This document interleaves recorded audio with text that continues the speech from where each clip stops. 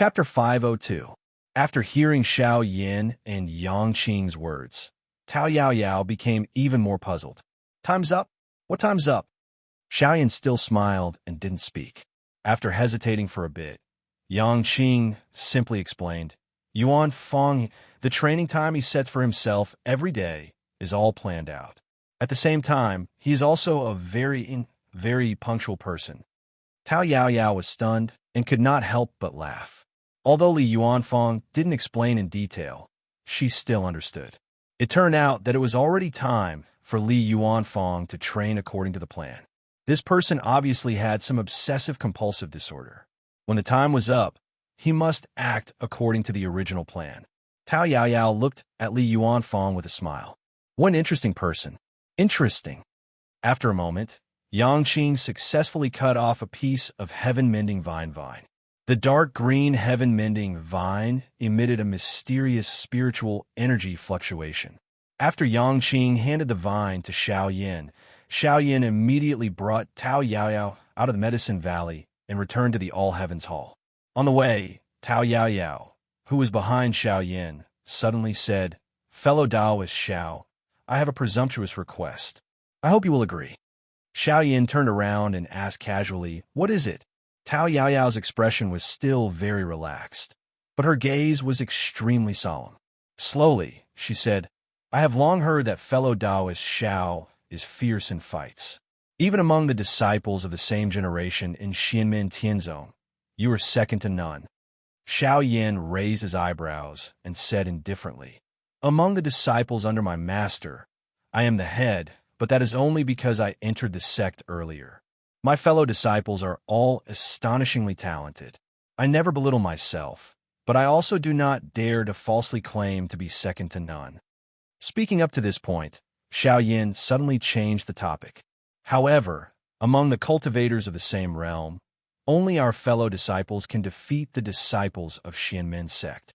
These overbearing and domineering words came out of Xiao Yan's mouth in an extremely calm tone, without the slightest bit of arrogance or complacency, as if he was stating a universally acknowledged general knowledge. Tao Yaoyao stared at Xiao Yin for a moment, and a smile gradually blossomed on her face. She didn't comment on Xiao Yan's words and only said with a faint smile, Tao Yaoyao is untalented, so I would like to ask for fellow Zhao's guidance. Even though Tao Yaoyao had a feeling that she would most likely lose the battle against Xiao Yin, she still took the initiative to challenge him. Moreover, he issued a challenge to Xiao Yin at the top of Yujing Mountain in Xianmen Tianzong. This was because this had always been her wish. She wanted to fight against Xiao Yin. If she retreated in the end and didn't even have the courage to fight him, it would severely affect Tao Yaoyao's future cultivation. Even if she managed to repair the crack in the golden elixir with the heaven-mending vine, she might not have any hope of surviving the lightning tribulation. She was a sword cultivator and originally paid attention to advancing courageously. Even though she wouldn't pursue pointless failure and casualties, if she retreated so easily, her sword heart was destined to be covered in dust, because she had no chance to redeem herself. With Xiao Yan's current rate of improvement, the gap between the two of them would only grow larger and larger in the future. If Tao Yaoyao didn't have the thought of challenging Xiao Yin before then, that would be fine. But since she herself had the thought first, then she could only throw away all her worries and do her best. Victory or defeat is up to the heavens. Xiao Yin calmly looked at Tao Yaoyao. The matter of the Desolate Sea assembly a year ago, sure, Tianhao, Zhu Yi, and the others told him about it afterwards. So he knows that Tao Yaoyao once had the thought of fighting him. Celerita's sword sect. The corners of Xiao Yan's mouth revealed a faint smile, only that this smile was somewhat cold.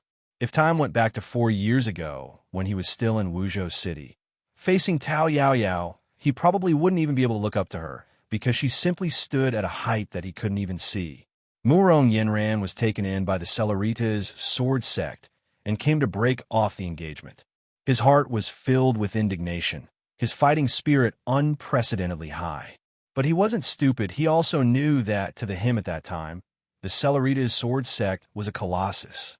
And now, Xiao Yin lowered his head to look at Yujing Mountain beneath his feet, then looked around, looking at the enormous, profound Heaven Treasure Tree and the All Heavens Palace under the tree in the distance.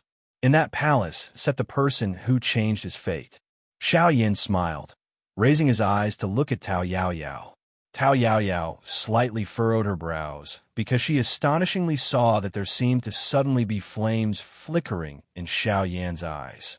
From silence to a prairie fire in an instant, the current Xiao Yan's body exuded an extremely berserk aura, as if a natural disaster had descended.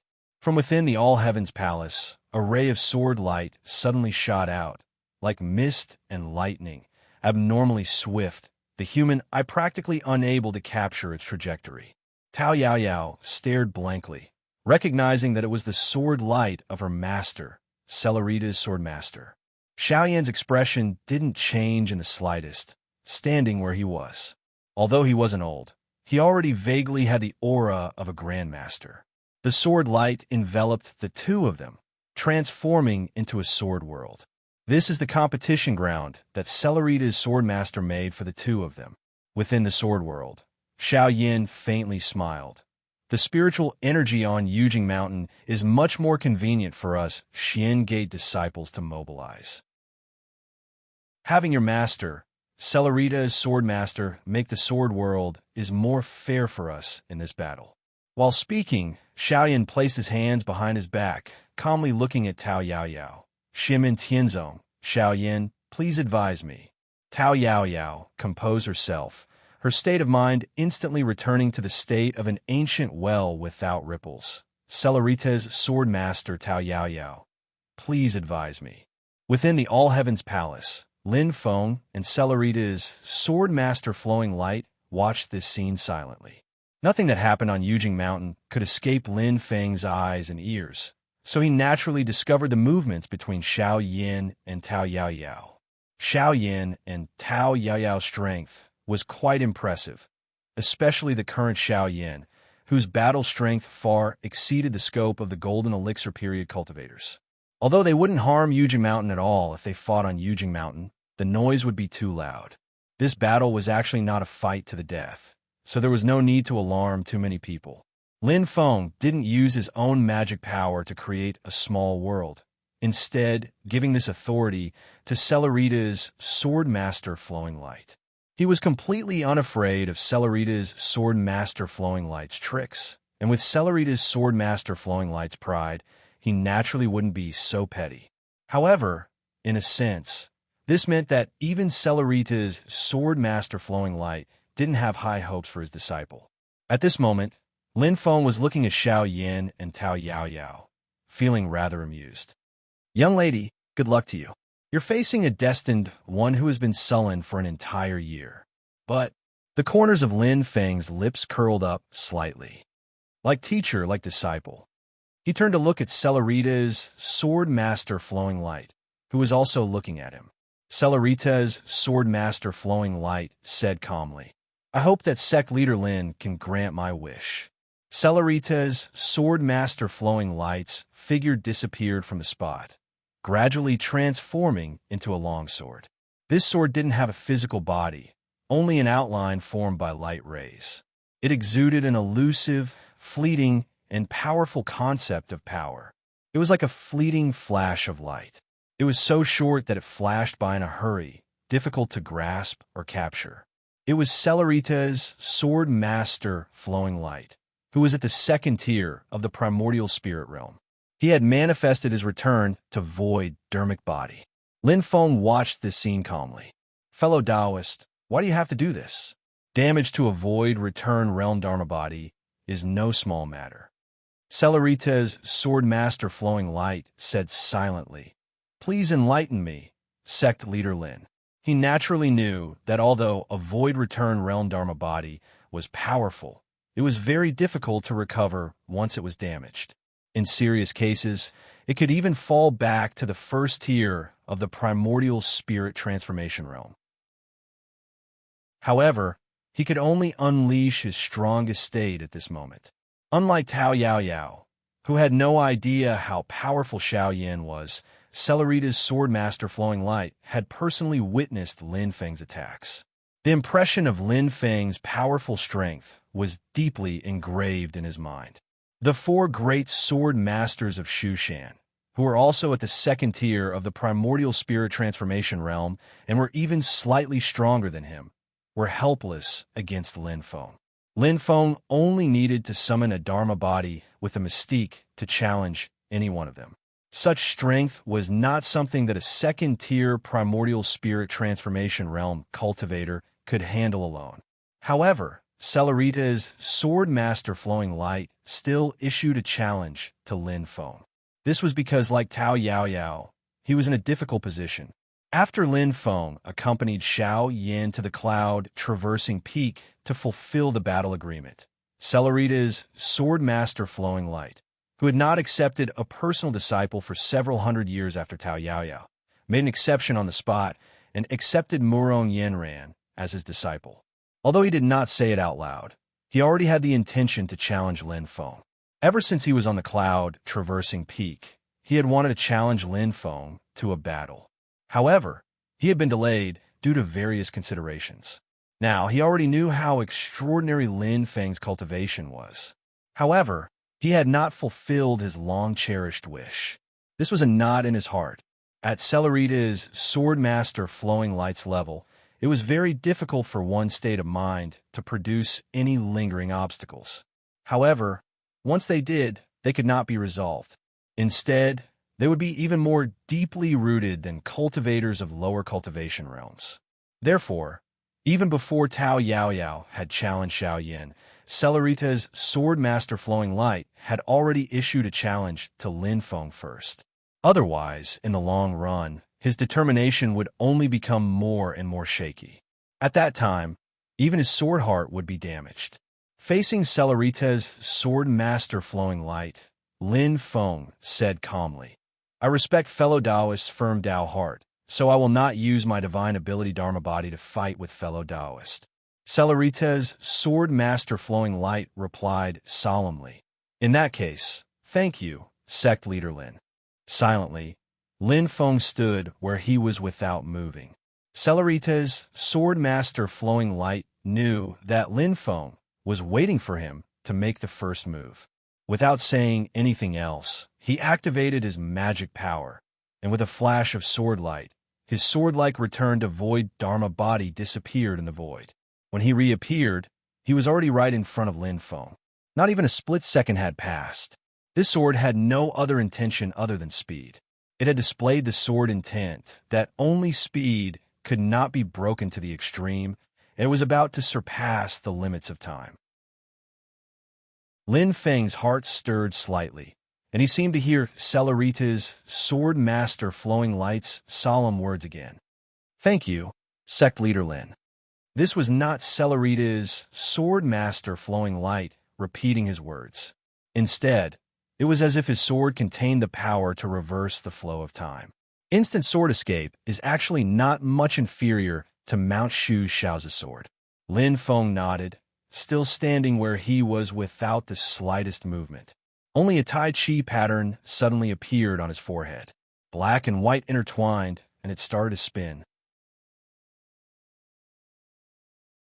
Chapter 503. Inside Swordsman Flowing Light's sword-shaped void returned Dharma physique. There was a flash of light hidden. The flash of light flickered, but it changed many times in an instant. It contained an extremely powerful sword will. As Swordsman Flowing Light's void returned Dharma physique flew towards Lin Feng, the flash of light suddenly brightened, turning into a colorful sword-shaped treasure. The flying sword's blade flashed continuously, reflecting a figure. It was an old man with long white hair and a long beard. He wore a high crown and ancient clothes, and his aura was fierce. The old man's eyes flashed continuously. In the blink of an eye, it changed 60 times. Each light and shadow was a different image. The treasure of the Celerita's sword sect, the incarnation level sword magic treasure, the instant Celerita's sword. This sword is the personal sword of the founder of the Celerita's sword sect, being refined into a magic weapon. Since the Celeritas sword sect was established tens of thousands of years ago, it has always been persistently refined by many powerhouses, long reaching the incarnation stage.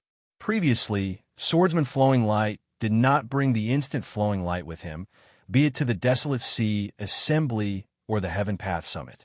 This time, he came to challenge Lin Feng, so he did not hesitate to bring his trump card treasure. Swordsman Flowing Light had already reached the Primordial Soul Level 2 and returned to the Void stage. The Manifestation Stage Sword Treasure, Instant Flowing Light, could unleash 100% of its power and effect in his hands. At this moment, the sword and body combined. Swordsman Flowing Light's Void Return Dharma physique and the sword light formed by the Instant Flowing Light merged into one, condensing into an incomparably dazzling light that pierced through time and space. In almost less than an instant, it attacked in front of Lin Feng. The instant flowing light had been refined by powerful figures. The instant sword escape, sword will it contained, was incomparably profound.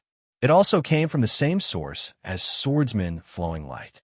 When the two joined forces, it was equivalent to the attack of two primordial soul return realm sword cultivators.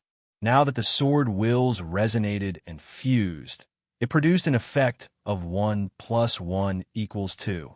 It was extremely sharp, almost reaching the limit of a primordial soul return realm sword cultivator.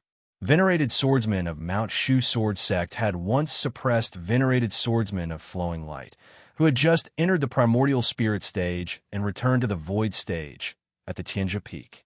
But now, when faced with this sword, if he did not have the Little Shang sword, one of the 6 Meridian's immortal swords, in hand, he could only die with a grievance on the spot. As for Lin Feng, his expression remained calm in the face of this sword attack that seemed to reverse time. He did not even move his body. However, a Taiji symbol appeared on his forehead and began to spin. The Taiji diagram spun, as if it had opened up another world. With a flash of light, the sword light from Sword Venerate Flowing Light and the Instant Flowing Light sword, which had merged into one, entered the Taiji diagram on Lin Feng's forehead. The moment he entered the Taiji diagram, Sword Venerable Flowing Light's mind became slightly dazed. The chaos in front of him opened up, and the 4 images were re-established. The world was born, and the 8 trigrams gave birth to all things. A brand new creation appeared in front of him. In front of him, the world had changed. Even though his swordsmanship was divine and the instantaneous flowing light sword in his hand was extremely profound, it was as if he was in a real world at this moment. He was helpless and did not know where to start. The instantaneous flowing light and the sword intent of 1,000 years in an instant had lost its use in this world. The passage of time was ultimately just one of the principles of the world of creation, a component. This person is very powerful. It's not something that you and I can break. Beside Sword Venerable Flowing Light, a white-haired elder with a long beard and a tall crown appeared. He was not corporeal, but formed from light and shadow. He was the sword spirit of the Instant Flowing Light sword. In terms of seniority, he was much higher than Sword Venerable Flowing Light. When Sword Venerable Flowing Light heard the sword spirit's words, he slowly nodded. That's right. I'm not this person's match. Before the challenge, I actually had a feeling. However, this battle is imperative. I will definitely not avoid it. It's just that from the looks of it, I'm ultimately asking for humiliation. A rare look of regret surfaced on Sword Venerable Flowing Light's usually arrogant face. The sword spirit stood beside him in silence. As the cornerstone treasure of the Celestial Light Sword sect, he had experienced the changes of over 10,000 years. Now that he had suffered such a great defeat, he was unable to remain calm. Suddenly, Lin Feng's voice rang out in the vast heaven and earth. It was calm as usual. The path is before you. Why are you hesitating? Sword Venerable Flowing Light did not speak. After a long while, his expression returned to normal. He nodded and said, "What sect leader Lin said is correct. From the moment I set foot on this Jade Capital Mountain, it no longer matters what the result is. Many thanks for sect leader Lin's generosity. If I can improve again in the future, Today's defeat will be due to you. Sword Venerable Flowing Light said seriously. He did not have the slightest intention of provoking or being unconvinced. Instead, he was sincerely expressing his gratitude to Lin Feng. He was truly willing to submit. Lin Feng faintly smiled. Congratulations, fellow Taoist, on your harvest. The Tai Chi pattern on his forehead rotated. A beam of flowing light shot out from it. The flowing light split into two in the air and landed on the ground. They respectively revealed the appearance of Sword Venerable Flowing Light and the Sword Spirit of the Instant Flowing Light Sword. Sword Venerable Flowing Light and the Sword Spirit both half-bowed towards Lin Feng. Many thanks for your guidance, Sect Leader Lin. Lin Feng waved his hand. You don't have to be so polite. He looked out of the hall and said with a smile, Oh, the competition between our disciples is about to end. After he was no longer trapped by Lin Feng's primordial spirit, Sword Venerable Flowing Light immediately sensed the movement in the sword realm formed by his sword light. The battle between him and Lin Feng had ended in an instant. Therefore, after their battle ended, the battle between Xiao Yin and Tao Yaoyao had only just begun. However, neither of them were the type to drag things out. One move to decide the victor.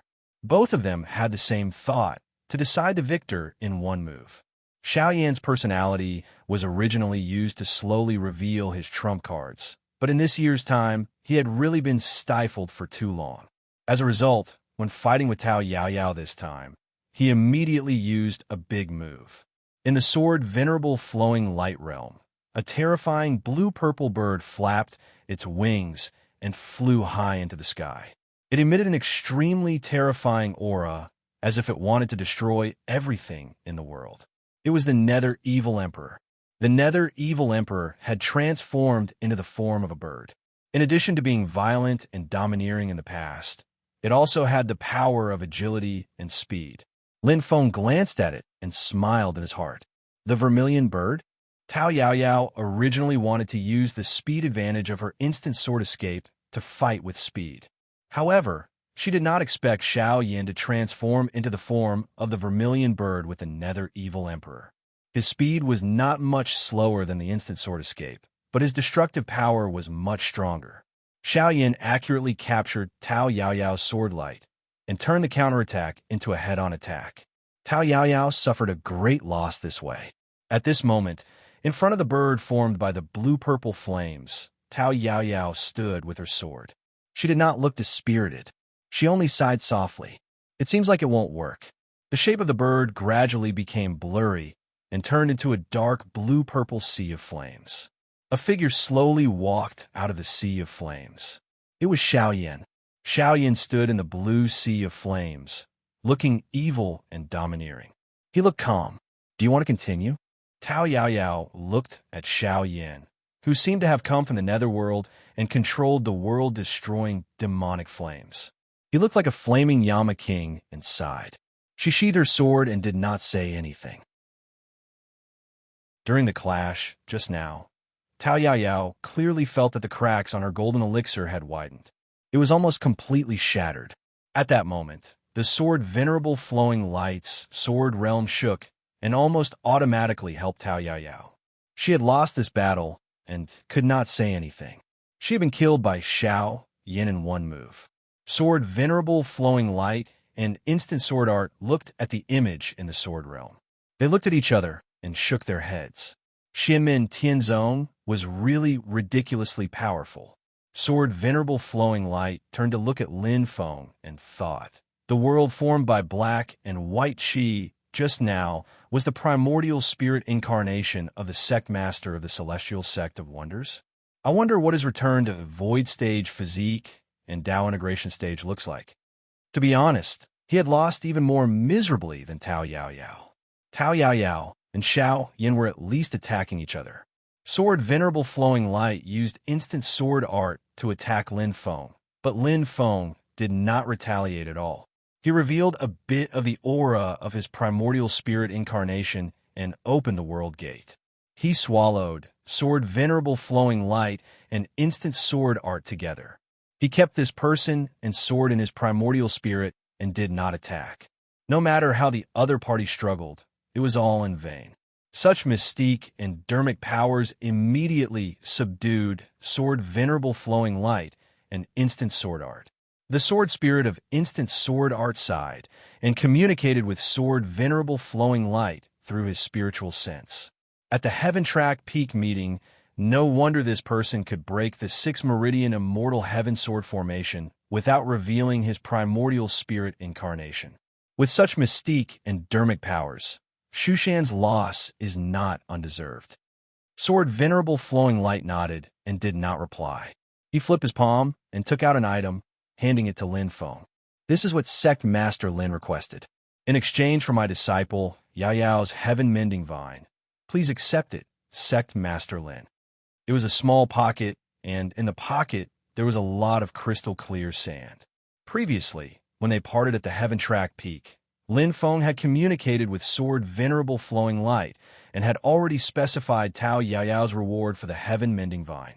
This time, Sword Venerable Flowing Light had followed Tao Yaoyao to fulfill the promise and brought the item over. Thank you, fellow Taoist. Lin Feng smiled slightly and kept the quicksand.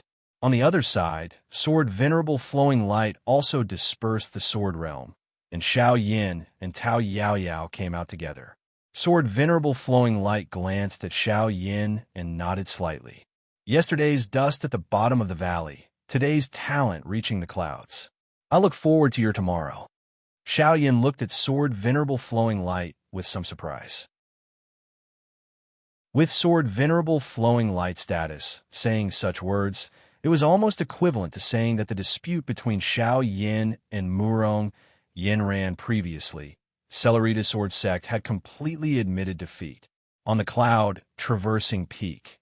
After Murong Yinran was defeated, Sword Venerable Flowing Light immediately announced that he would take her as his personal disciple. It was clear that he wanted to teach her carefully so that Murong Yinran could defeat Xiao Yin in the future and regain the face of Celerita's Sword Sect. Everyone present was well aware that the enmity between the two parties had been formed and would continue to be entangled.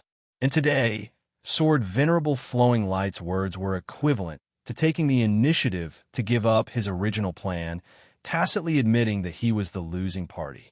Me defeating Tao Yaoyao should be one of the reasons, but Xiao Yin subconsciously looked at Lin Feng. Does this have something to do with Master? Chapter 504. Not only had Tao Yaoyao been defeated by Xiao Yin in one move, but Venerable Swordsman Flowing Light had also been defeated by Lin Feng. Lin Feng had not even used a single Dharma spell. He had only used his primordial spirit to devour Venerable Swordsman Flowing Light. Unable to break free, Venerable Swordsman Flowing Light could only bow his head and admit defeat. However, to Venerable Swordsman Flowing Light and Tao Yaoyao, since they had not been defeated, this battle was not considered a loss. Instead, they had fulfilled their wish. This battle also allowed them to understand the power of the Celestial Sect of Wonders even more. After a short conversation with Lin Feng, the two of them bade farewell. Venerable Swordsman Flowing Light still had to rush back to Cloud Traversing Peak with Tao Yaoyao and planned to use the spiritual power of the Sky-Mending Vine to repair Tao Yaoyao's damaged golden elixir. After descending Yujing Mountain and returning to the boundless world of the Divine Land, Tao Yaoyao looked at the empty sky above her head and sighed. Xianmen Tianzong is indeed extraordinary. Xiao Yin is indeed worthy of being the eldest disciple of the Master of the Celestial Gates. She turned to look at her master, Venerable Swordsman Flowing Light. Master, although I only exchanged one move with Xiao Yin and did not personally fight with Zhu Yi, Shi Tianhao, and the others, I have a feeling that Xiao Yin might be the strongest among all the disciples of the Master of the Celestial Gates. At this moment, when she was talking to Venerable Swordsman Flowing Light, Tao Yaoyao spoke from the bottom of her heart. It was her most intuitive feeling. Venerable Swordsman Flowing Light replied, "If you want to decide victory in one move, what you said is probably not wrong. This child is proud and arrogant. In this battle between you and him, he used his weakness to clash head-on with your strength. He did not show his strongest side. Right now, his cultivation is at the late stage of the golden elixir, but if he fuses his true fire, even a late-stage Yuanian cultivator might not be able to withstand it with his heaven and earth dharma idol. Tao Yaoyao nodded. I've heard from junior brother Zhao and the others that he managed to perfectly fuse the true sun fire and the nether evil emperor fire on the cloud-traversing peak. His strength is simply astonishing. Now that his cultivation level has increased, I'm sure that the attack power of his true fire fusion will also improve. But Tao Yaoyao was confused. I'm not doubting you, Master. I believe you if you say that he can defeat a mid-stage Yuanian cultivator, but a late-stage Yuanian cultivator is much stronger than a mid-stage Yuanian cultivator when he unleashes his avatar of heaven and earth. Will he be able to defeat him? Swordsman Flowing Light said indifferently. Although he did not reveal it, it is very likely that he possesses more than 2 types of true flames. Tao Yaoyao was shocked. She naturally understood that if Xiao Yin could perfectly fuse the 3 types of true flames, the increase in strength would not be a mere 1 + 2 = 3. Instead, it would be much stronger than the power of 2 types of true flames fusing. Swordsman Flowing Light glanced at her and said calmly, "Of course, it's not just Xiao Yin.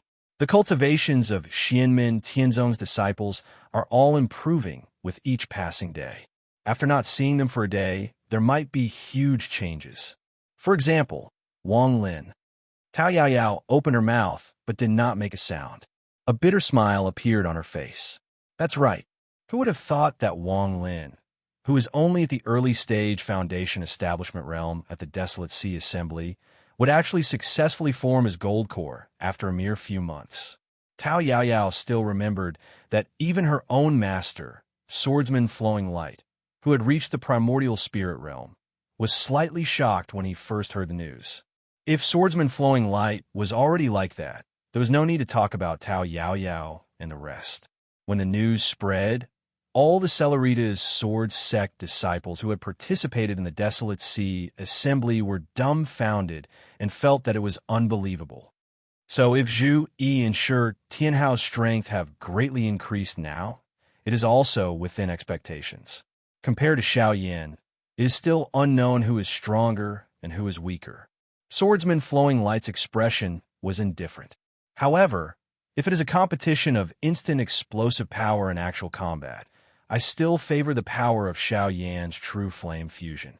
That was why it was said that Xiao Yin had a higher chance of winning if it was decided in one strike. After a while, Tao Yaoyao came back to her senses and laughed.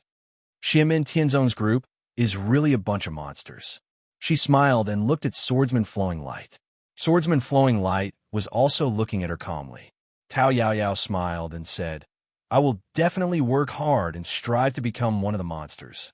If I don't succeed, Master, please don't blame me.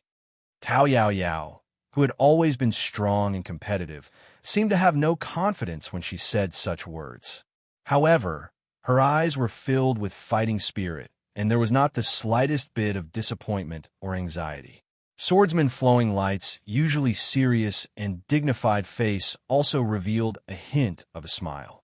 He looked at Tao Yaoyao and nodded. Very good. He broke open a spatial crack in front of him and brought Tao Yaoyao into the void. Let's return to the mountain first and use the heaven-mending vine to repair your golden elixir. You have been stuck at the later stages of the golden elixir for too long. After watching Swordsman Flowing Light and his disciple leave, Lin Feng turned to look at Xiao Yin and said with a smile, Swordsman Flowing Light seems to have noticed that you have a third type of true flame. Xiao Yin chuckled. I didn't suppress my aura at the start of the battle. Lin Feng saw that there seemed to be restless flames flickering in his eyes. He knew that Xiao Yin had actually suppressed himself in the battle just now. You. Lin Feng smiled and pointed at Xiao Yin.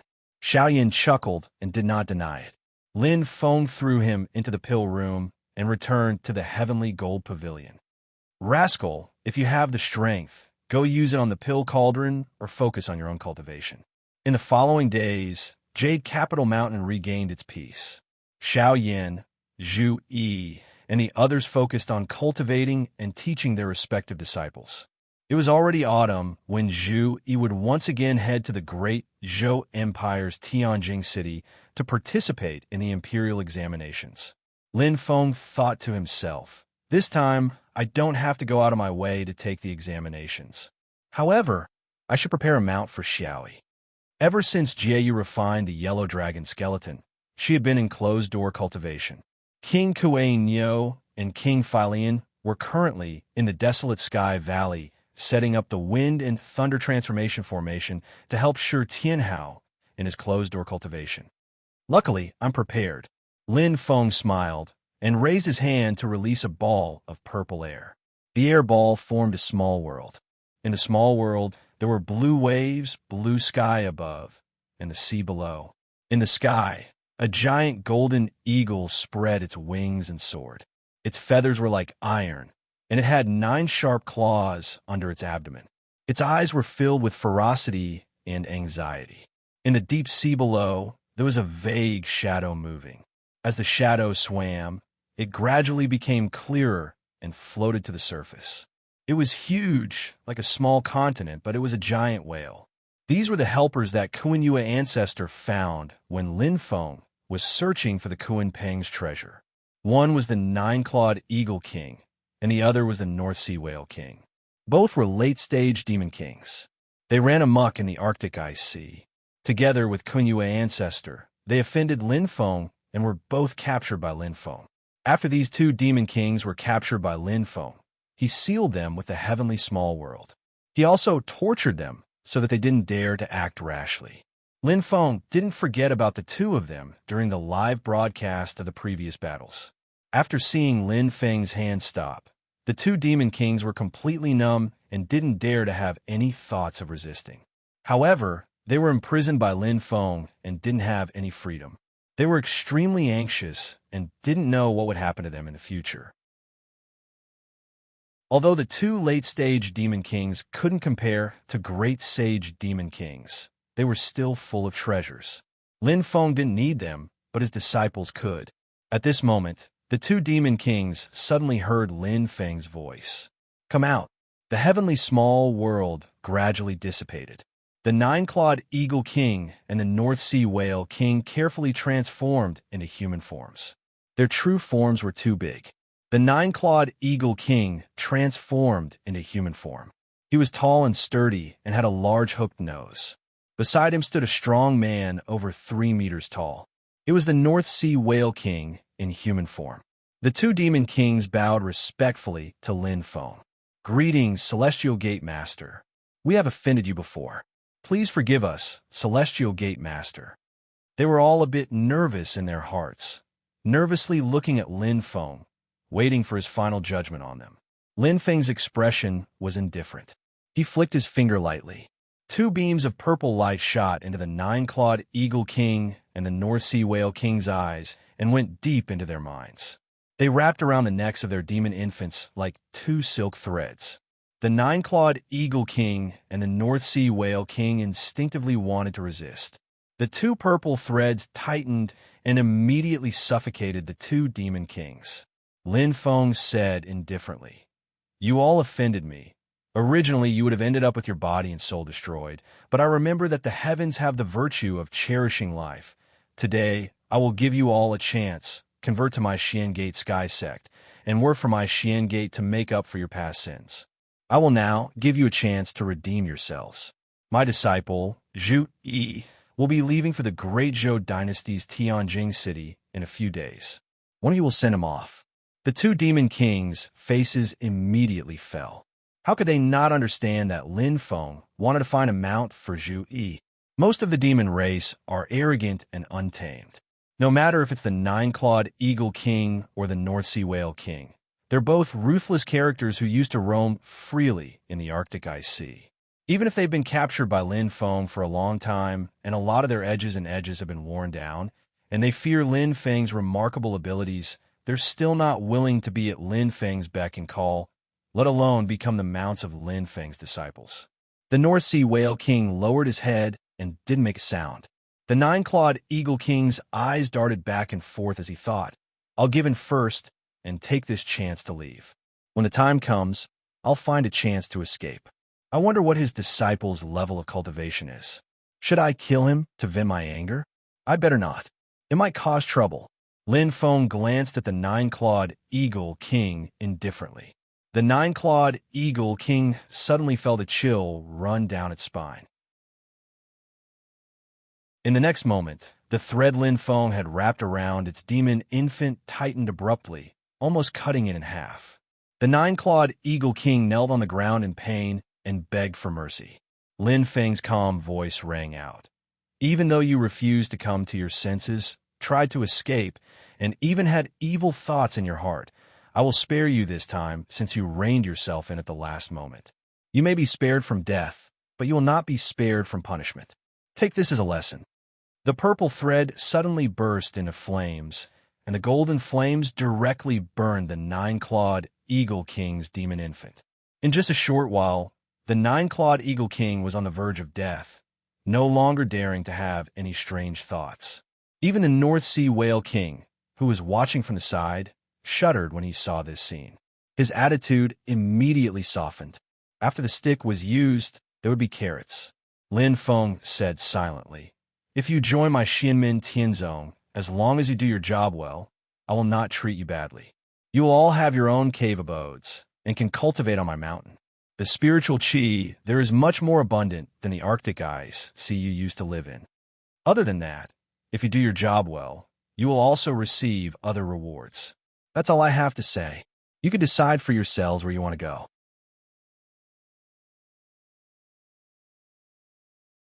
Chapter 505.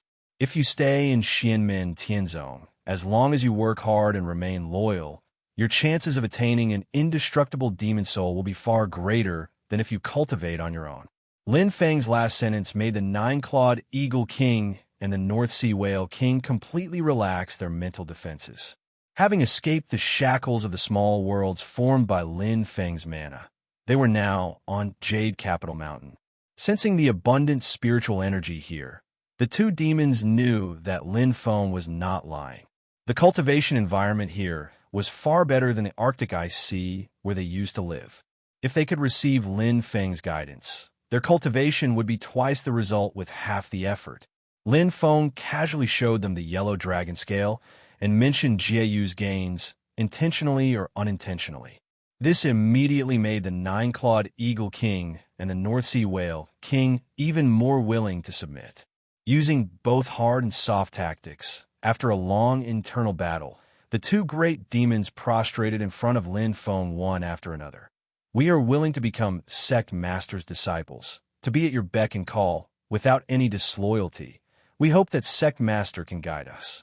Lin Feng faintly smiled and separately set up restrictions on the two souls and demon infant.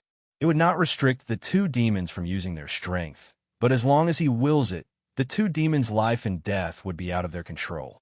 Lin Feng called the nine-clawed Eagle King forward. "You are a bird-type demon, so your flying speed is even faster. This time, you will escort my disciple, Zhu Yi, to the examination." The nine-clawed Eagle King faced Lin Feng's calm gaze and answered sternly, "I will obey sect master's orders. I will do my best to escort your disciple." He was a clever person and continued, "I will listen to Zhu Yi's instructions on the way. Please rest assured, sect master. That will be for the best." Lin Feng nodded. "If you do your best, I will not mistreat you." Lin Feng turned to look at the North Sea Whale King on the other side. "Although there are excellent stone chambers and cave abodes on this celestial mountain, I think you're naturally fond of water. I'm afraid you won't be used to it. However, there's no need to worry." He clapped his palms lightly, and an infinite amount of purple gas floated into the air. It surged in the void outside Mount Yujing and instantly turned into a sheet of watery light. The North Sea Whale King took a closer look and found that the water wasn't very big. It was only about an acre in size and resembled a pond. However, it was actually a compressed space. From the outside, it didn't look big, but inside, it was as vast as a vast ocean. It was so vast that it was difficult to find an end. The North Sea Whale King hurriedly cupped his fists towards Lin Feng. "Thank you for your pity, sect master." Lin Feng smiled and said, "Go and decorate your new home yourself." The North Sea whale king flew into the air and landed in the water. Its body flipped over, and it had already transformed into a gigantic whale, floating on the water like a small island. Being in the water, he was pleasantly surprised to find that the water temperature in this region was very low. Other people would feel bone-chilling cold, but it made him feel very comfortable.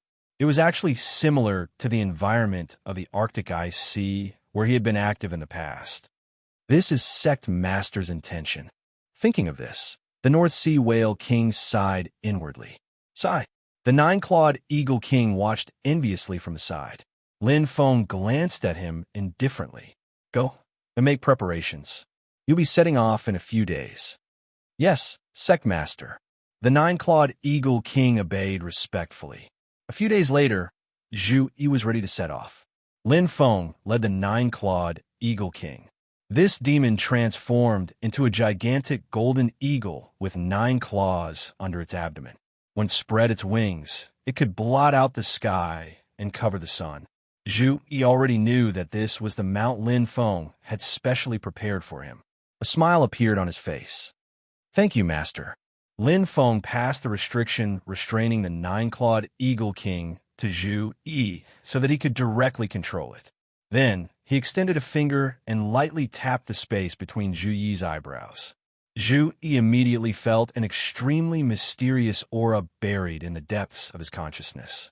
The existence of this aura did not affect Zhu Yi in the slightest when he cultivated or used his transcendence energy in battle. Although Zhu Yi could clearly sense its existence, it would not affect Zhu Yi's movements in the slightest.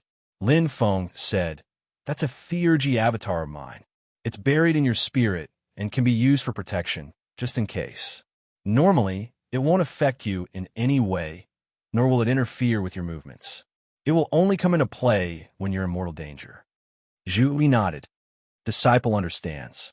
Thank you, Master. Lin Feng was not worried that Zhu Yi would slack off with his avatar protecting him. Zhu Yi had a firm mind and willpower. Even in the face of danger, he would first think of using his own strength to defeat the enemy and not rely on this protective talisman that Lin Feng had given him. Moreover, Lin Feng fully believed that chosen one like Zhu Yi was extremely resilient.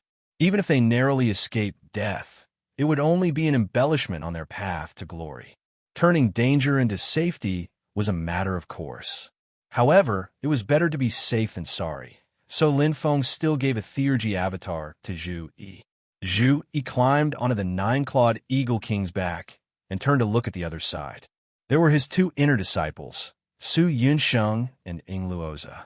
Besides them, there was also a purple-clothed girl. She was Wang Lin's inner disciple, Li Xingfei, who often came to listen to his lectures. The 3 of them respectfully bowed to Zhu Yi. I wish Master a smooth journey. I wish second martial uncle a smooth journey. Zhu Yi nodded. When I'm not on the mountain, cultivate on your own. Don't slack off. When I return, I'll test your Taoist arts. The 3 of them responded in unison. Zhu Yi continued. Currently, your cultivation levels are still low. When your cultivation levels are higher, I'll bring you out into the world to train. After reminding Su Yunsheng and the other 2, Zhu Yi bowed to Lin Feng. Master, I'll be leaving now. Lin Feng smiled and nodded. Zhu Yi lightly tapped the 9-clawed eagle king beneath his feet. The huge golden eagle immediately flew up. With Lin Feng's permission, it tore through space and flew away from Mount Yujing, entering the boundless world of the divine land. The 9-clawed eagle king spread its wings and disappeared into the void again, flying toward the capital of the great Zhou dynasty, Tianjing City. After Su Yunsheng, Ying Luoza, and Li Xingfei watched Zhu Yi leave, they secretly glanced at Lin Feng. Other than Ying Luoza, the other 2 were a little nervous. In fact, even the fearless Ying Luoza felt nervous when facing Lin Feng at such a close distance. Lin Feng didn't pay attention to his 3 nervous grand disciples. He also looked in the direction that Zhu Yi had left in. He thought to himself, Xiaoyi's trip to Tianjing City this time will probably cause quite a commotion. With the nine-clawed eagle king as a mount, Zhu Yi arrived within the great Zhou Empire's territory very quickly. Almost as soon as he arrived, the various forces all received the news, whether quickly or slowly. At this moment, it wasn't just Lin Feng. The actions of the important figures within Xianmen Tianzong began to affect the minds of more and more people. Emperor Liang Pan of the Great Zhou was, without a doubt, the first to receive the news. He sat on his throne, silently looking at the desk in front of him. He didn't say anything. Chief Steward of the Imperial Palace, Mei Wulong, quietly and respectfully stood below. Liang Pan thought for a moment, then slowly said, "Wulong, notify Han Gu that now is not the time." Mei Wulong respectfully replied, "Your servant understands." He hesitated slightly, carefully looking towards Emperor Liang Pan. "Your Majesty, regarding the son of the Marquis of Xuanji, do you need me to give him some pointers?" Liang Pan smiled. "No need, he's also a smart person. We believe he knows what he can do and what he can't do." He lightly sighed. "It's a pity this should have been a talent of my great Zhou. However, at least he didn't fall into the hands of Taishu Temple." After Mei Wulong left, only Liang Pan of the Great Zhou was left in the hall.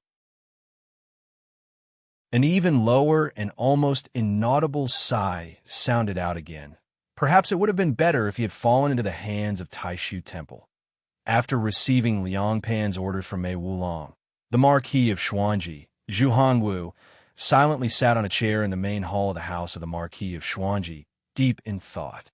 On the seat below him sat a woman wearing a light green feather dress with golden threads. Her hair was tall and straight, a pure gold hollowed-out peacock hairpin in her hair. She looked around 30 but not 40 years old, her bearing graceful and noble. "Hongwu, that woman's son is about to return. This woman is the Marquis of Xuanji, Zhu Hongwu's official wife, Madame Xiao. She looks like she doesn't have any cultivation and is just an ordinary secular woman, but she firmly occupies the position of the main wife of the house of the Marquis of Xuanji. Last time he came in a hurry and left in a hurry, not causing any waves. But this time he's really about to return." Madame Xiao said silently. "I heard people say that with his current cultivation in the entire house of the Marquis, apart from you, there's no one who can control him." Madame Xiao lightly let out a breath. "I'm afraid his return this time is not simple. There are rumors that he and the fourth Prince Qian are very close." At this time, Zhu Hongwu opened his mouth silently. "The crown prince is the legitimate heir, the foundation of the country. Getting rid of the old and replacing the young will cause endless trouble in the future. Your Majesty is very clear in your heart that the fourth prince has no chance. Anyone who gets involved in the quagmire of the fight for the throne will not have a good ending. If Zhu Yi gets involved, then he's looking for trouble." Zhu Hongwu said, "Don't worry, he won't be able to cause any waves. I know what I'm doing." Madame Xiao's lips moved, almost squeezing out a sentence from between her teeth. "I heard that his master." Zhu Hongwu raised his hand and interrupted her. "No matter if it's my Zhou dynasty or the other side, right now it's still not the time to truly cause a great storm. When the true great storm starts, unimportant small boats will sink at the first instant. At that time, I'll personally take care of that unfilial son. You can leave. I'm going to start training."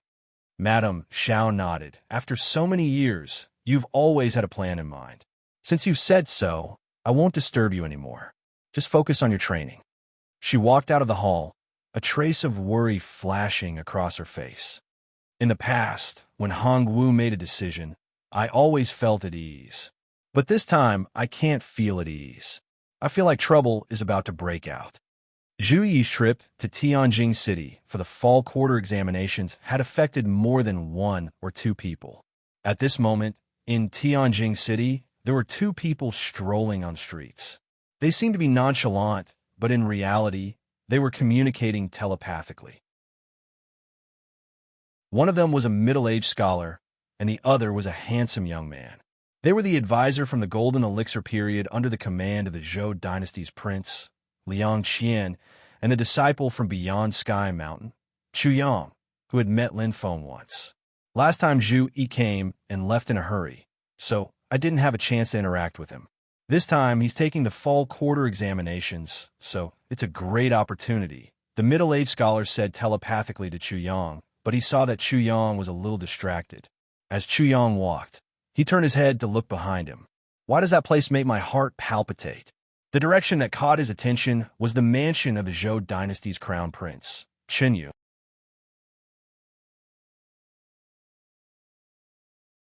Chapter 506. Chu Yang gazed at the mansion of the great Zhou dynasty's crown prince, Chen Yu, in a daze. He felt as if there was something there that attracted him, making his heart palpitate. It was as if he would regret it for the rest of his life if he missed it. Beside him was a middle-aged cultivator of the golden elixir period called Lu Bin. He was the fourth Prince Liang Qian's trusted aide. After spending a year with Chu Yang, he knew that this young man was not ordinary, but he would often be absent-minded like this.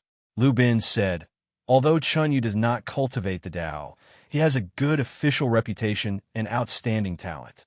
For the crown prince, he will undoubtedly be a great help. Chu Yang came back to his senses and nodded. Yes, that is indeed the case. You are in charge of intelligence. What? Do you feel that something is wrong with Chen Yu? Lu Bin also turned to look at Chen Yu's mansion. Or have you found something on him? Chu Yang's intuition told him that the reason for his palpitations was not Chen Yu himself, but the feeling in his heart was faintly discernible, sometimes absent, and he could not make head or tail of it. It would be easy to get rid of this person, but I'm afraid it would be difficult to explain to the emperor. It would be a taboo and have the opposite effect. Chu Yang went with the flow and replied without a change in expression. From the looks of it, Chen Yu doesn't have any weaknesses that I can exploit. However, from the recent reports, he and the crown prince are somewhat estranged. They aren't as close as before. I do not know the reason, but I will pay attention to this. Whether Chen Yu falls or betrays the crown prince is a good thing for his highness. Lu Bin said, that is indeed the case. In addition, more and more people are starting to think highly of his highness. Fourth Prince Liang Qian had previously visited Kunlun Mountain and Shu Mountain and had successfully completed his mission. He had done his job well and received the praise of Emperor Liang Pan, even receiving the title of Prince of Zhou. For the great Zhou dynasty, Zhou was the title of the country and was not easily conferred. Only before the crown prince was chosen would a prince be conferred the title of Prince of Zhou.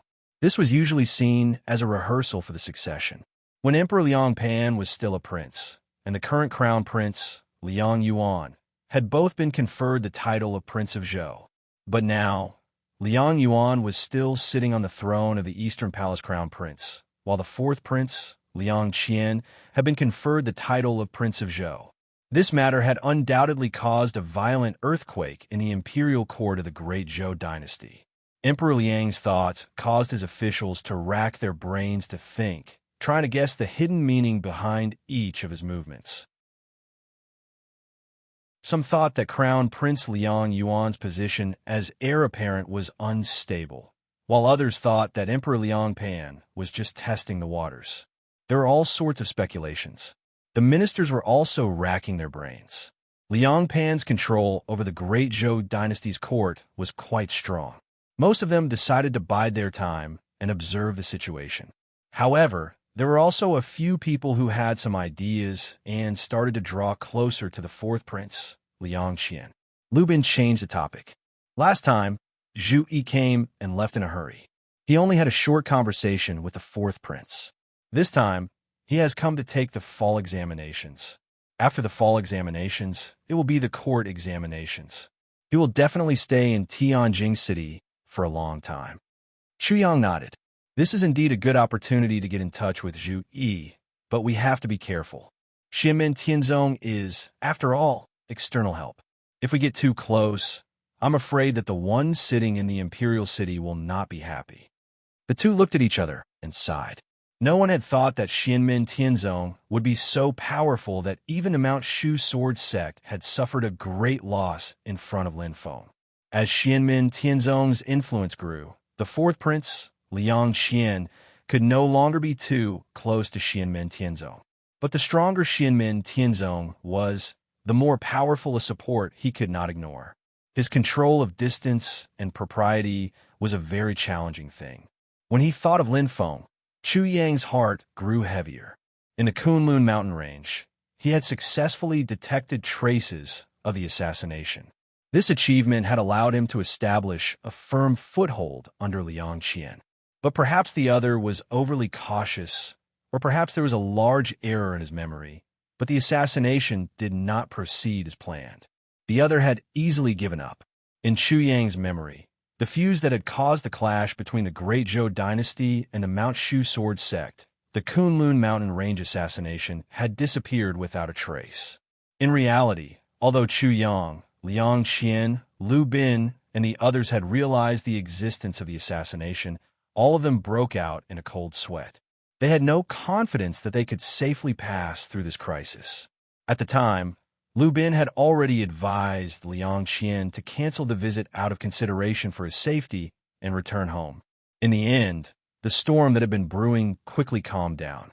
Liang Qian had successfully visited Xianmin Tianzong and the Mount Shu sword sect, then returned to the Great Zhou dynasty unscathed and was rewarded by Emperor Liangpan of Zhou. The Great Zhou dynasty and the Mount Shu sword sect were also at peace. However, at the Tianjia Peak meeting, the Mount Shu sword sect had run over to cause trouble and clashed with Lin Feng. In the end, they had been defeated. But none of this had anything to do with Liang Qian, Chu Yang, or beyond Heaven Mountain. Liang Qian had safely stayed in Tianjing City as the newly minted emperor of Zhou. Beyond Heaven Mountain was safe and sound. It had not become a sacrifice in the clash between the two superpowers. If everything had developed according to Chu Yang's seemingly illusory memories, where he could not tell if it was a dream or the real future, Beyond Heaven Mountain would have been destroyed because of the assassination.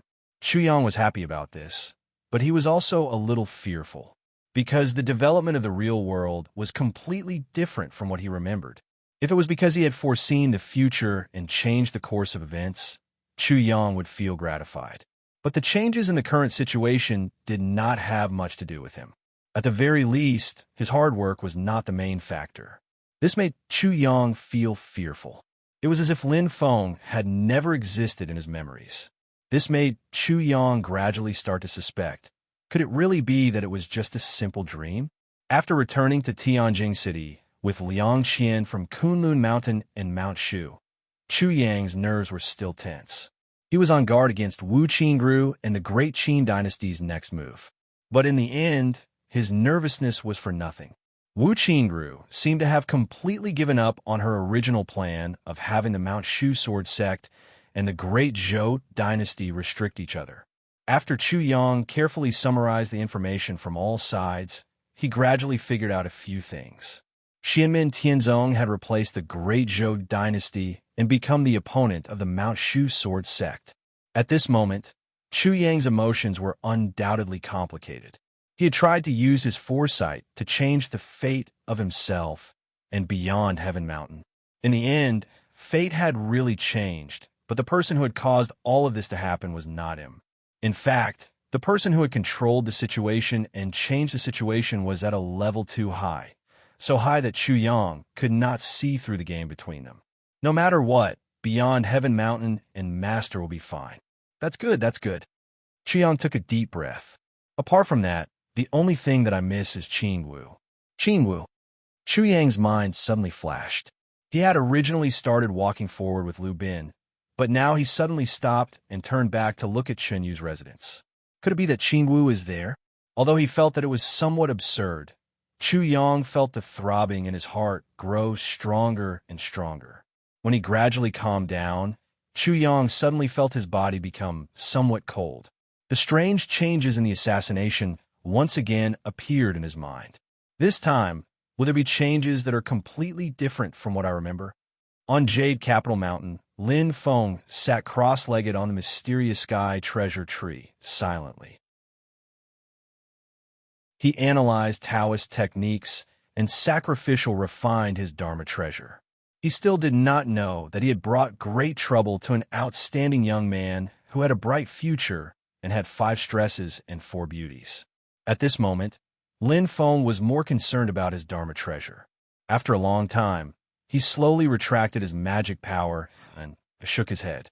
Using Dharma treasures is enjoyable, but sacrificial refining is really a time-consuming and laborious matter. Enlightening a Dharma treasure's spiritual consciousness and carrying out the preliminary refinement was a test of a cultivator's cultivation base. However, if enlightenment was successful, it would not take too long. It was just that the subsequent sacrificial refinement was time-consuming and laborious. If one wanted to complete the refinement, they would need a lot of time and energy. As Lin Feng pondered, he suddenly had a thought.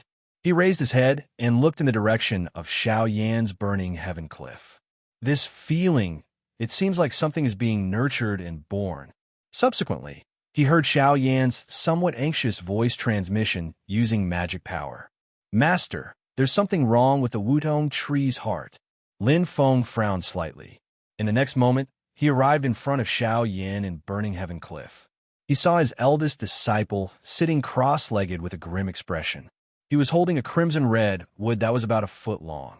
It was the Wutong tree's heart. At the moment, the Wutong tree's heart color was dim and slightly black. It was not radiating heat like usual. However, be it Lin Feng or Xiao Yan, they could clearly sense that the Wutong tree's heart had not lost its vitality. On the contrary, all of its spiritual qi was gathering toward the center. It seemed like a primeval universe was being nurtured there, and it also seemed like a newborn life was being born. Lin Feng clicked his tongue in wonder in his heart. At the very beginning, when I first obtained this thing, I was unable to explore the deeper secrets within. I was still thinking that it should require other divine Wudong trees or the Phoenix bloodline. Lin Feng thought about it and knew why the Wutong tree's heart had changed. The primordial heaven opening skill. This was the remarkable skill that Lin Feng had comprehended after attaining the Essence Soul stage. It contained the peak essence of the four guardians of Heaven Opening Book. Lin Feng had comprehended the great Tao of creation, hence the birth of the primordial heaven opening skill. After comprehending this power concept, Lin Feng had played with the Wutong tree's heart. There were no changes at the beginning, but the power concept of creation and the beginning of creation had affected the Wutong tree's heart, causing it to slowly transform. However, it had been given to Xiao Yan to assist him in his cultivation, so Lin Feng did not take it to heart. Xiao Yan had obtained Lin Feng's four guardians of Heaven Opening Book. Although he did not comprehend the wonders of creation like Lin Feng, the Tao was of the same origin. Moreover, he had the three great true fires and cultivated with the Wutong tree's heart day and night, which further stimulated the changes. After a long period of nurturing, the Wutong tree's heart was finally going to transform.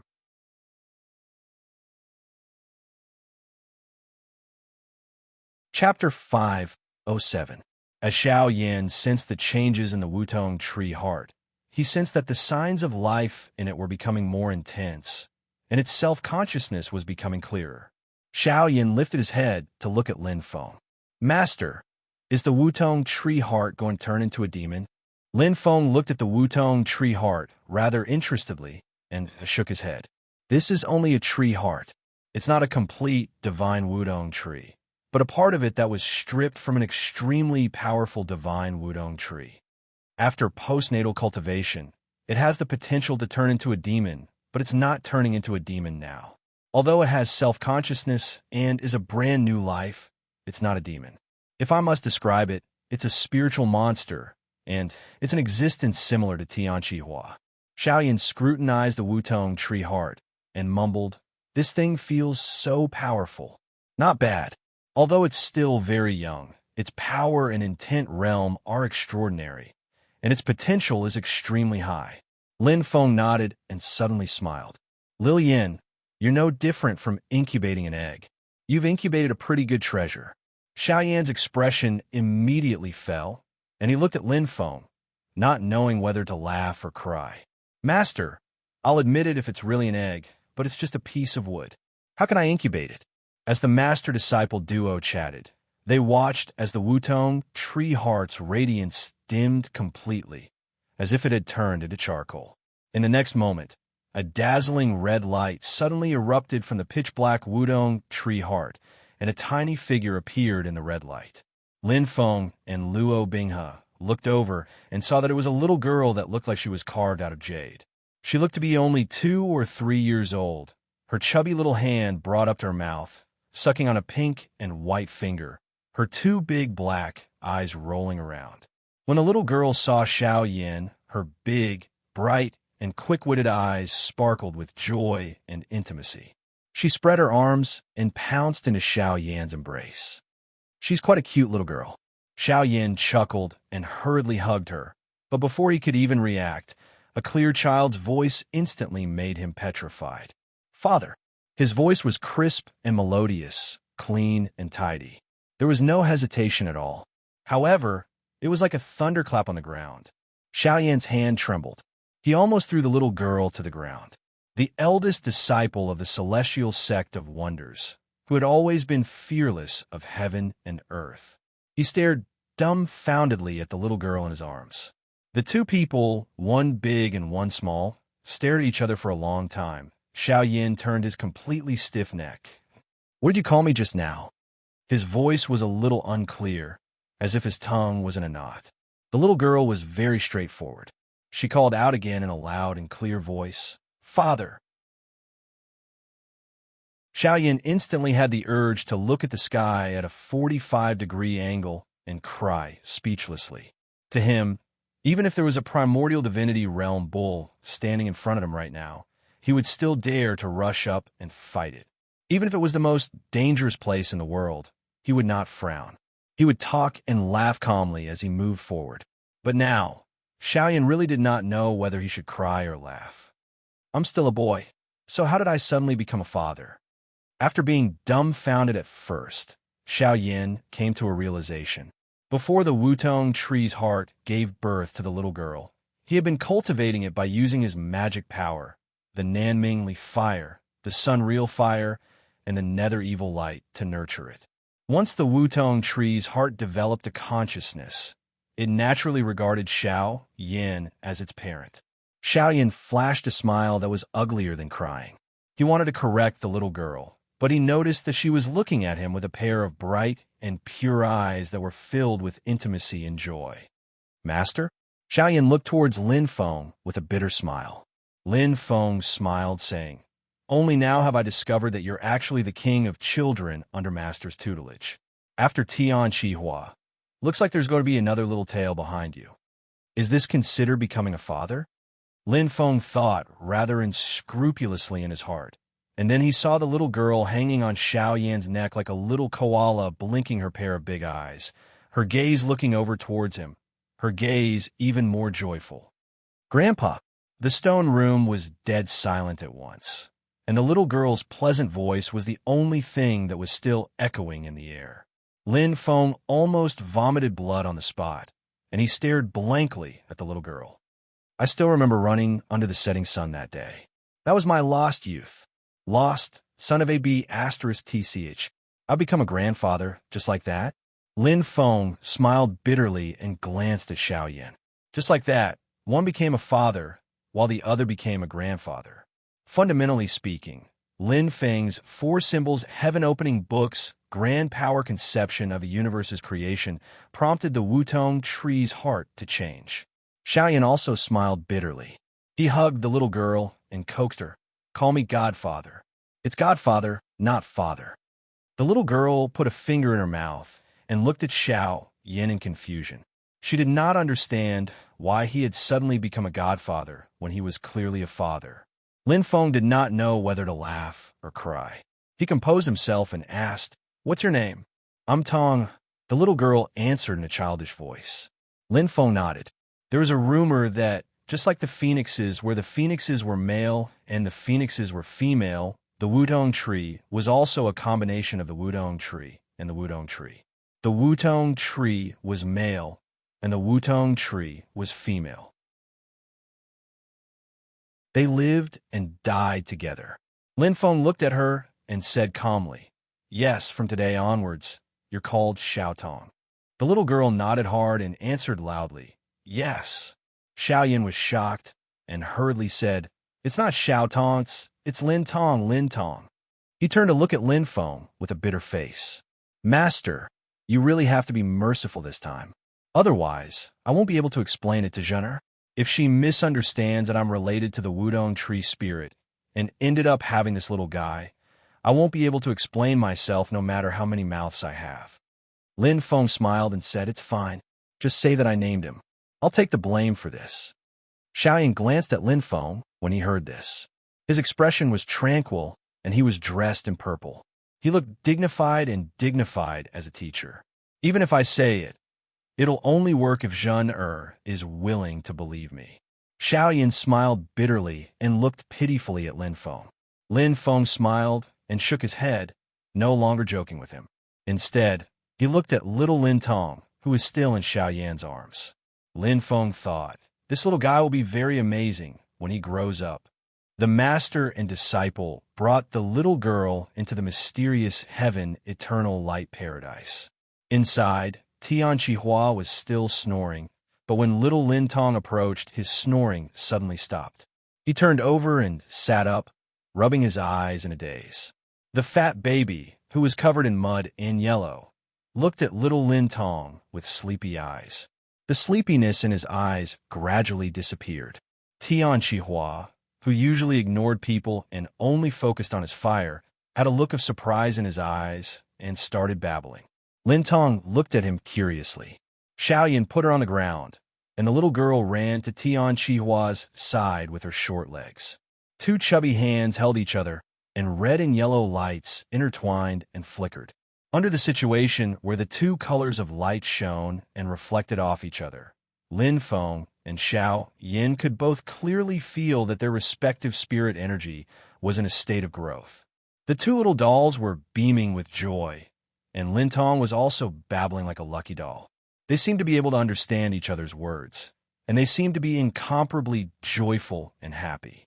Xiaoyan looked at this scene and praised. Tong is formed from the Wudong tree heart. The divine Wudong tree not only has a strong vitality, but it also contains abundant and blazing fire spiritual power. Tian Chihua happens to love fire spiritual power the most.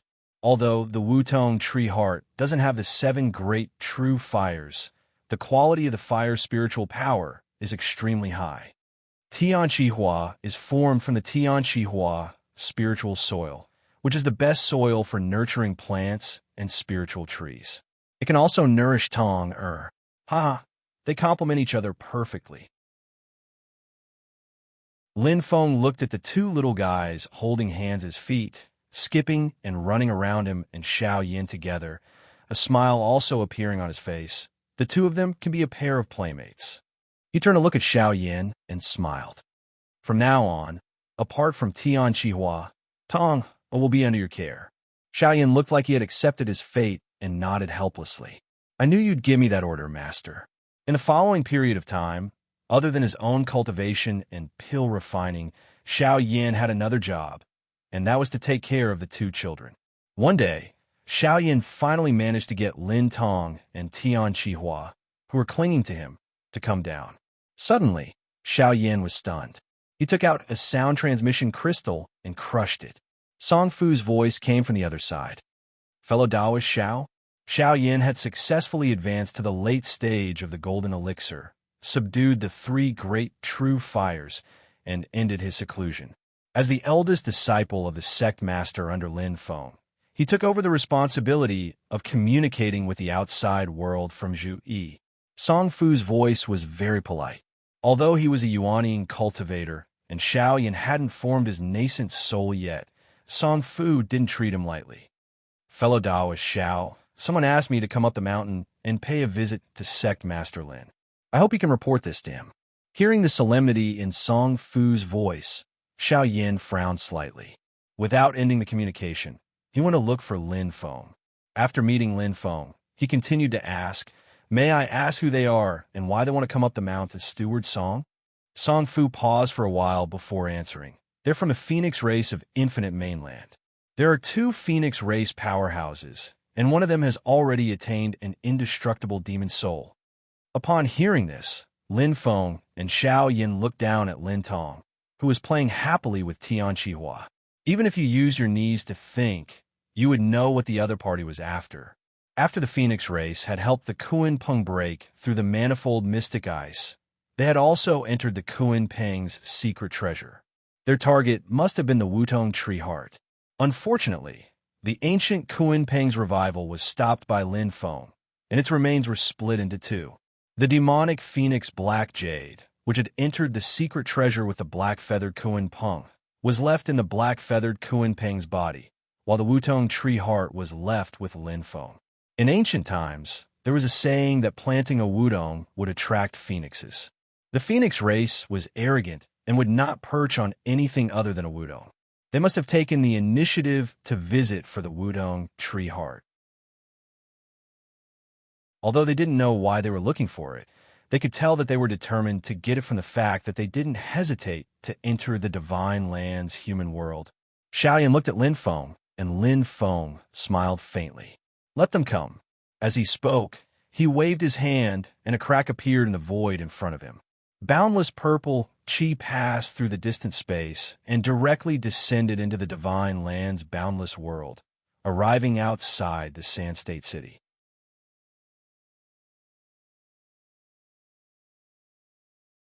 Chapter 508. Two spots of light flew out of the Sand Continent City, one red and one black. Both of them flashed with a golden radiance and emitted a powerful demonic force. However, this kind of demonic energy didn't seem ferocious or violent.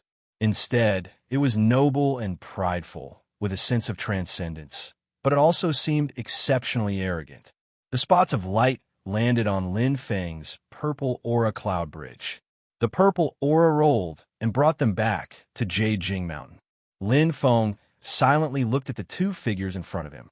As the light and shadow changed, he could vaguely see the two phoenixes gradually turning into human forms.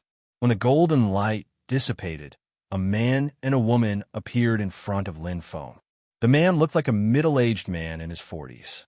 He was tall and thin and wore a red, luxurious robe. His long hair was not tied up and casually spread behind his shoulders. His face was simple, and he had an elegant aura.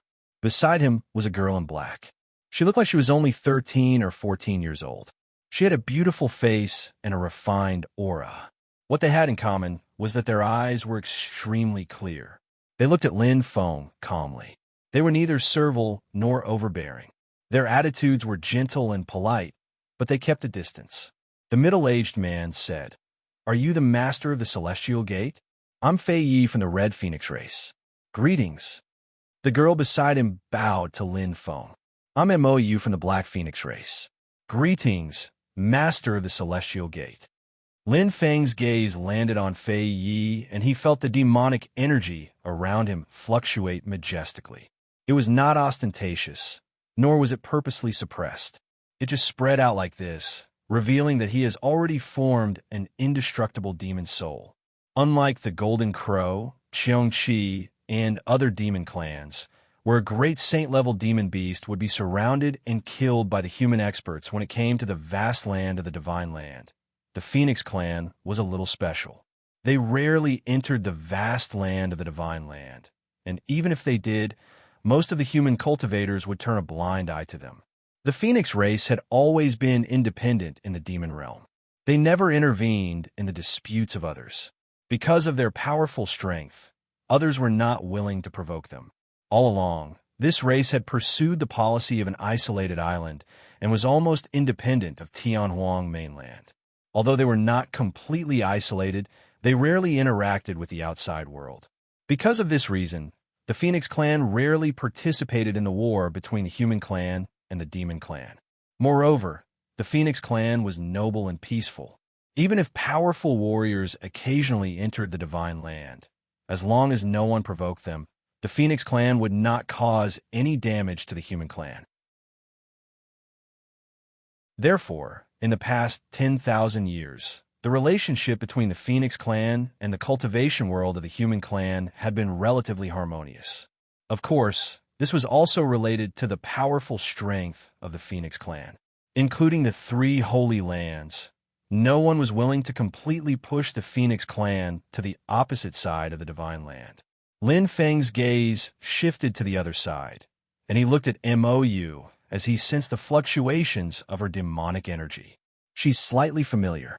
The phoenix that broke through the 1,000-year-old ice and followed the rock into the treasure trove seemed to be her. With a glance, Lin Feng could tell that Mou was currently at the late-stage Demon King realm. Moreover, compared to the lifespan of the Phoenix clan, she was still very young. Being able to cultivate to this realm at such a young age, she should be one of the top geniuses even in the Phoenix clan. Long Yi, who had not fought with Yan Mingyue in the past and had yet to achieve an indestructible demon soul, Fox Yin Yin of the Heavenly Fox clan, the black feather rock that entered the treasure trove in an attempt to resurrect the ancient rock, and Mou in front of him. Presumably, they were the rising stars of the demon clan in recent years.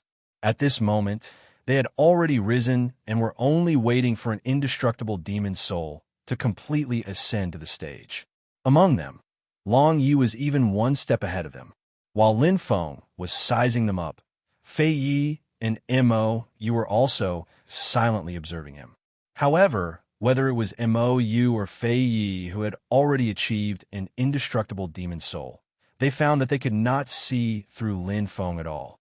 It was not that he was immeasurably powerful, but at this moment, in front of them, Lin Feng was like an ordinary person who had not cultivated Tao at all. The question was this possible? It was precisely because of this that Fei Yi and Mou felt that Lin Feng was unfathomable. At this moment, Xiao Yan had also come out of the mysterious Heaven-Time cave.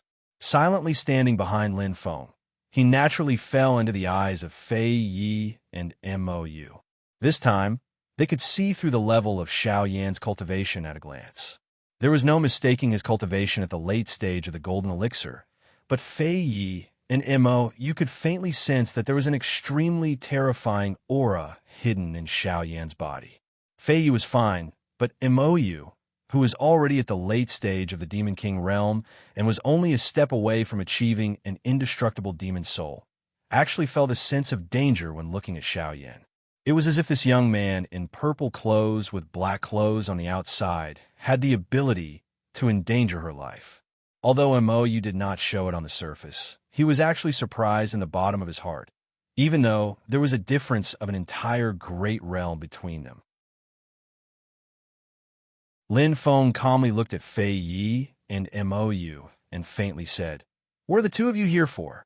Fei Yi straightforwardly said, "In the past, our clan had a supreme treasure called the Wutong Tree Heart.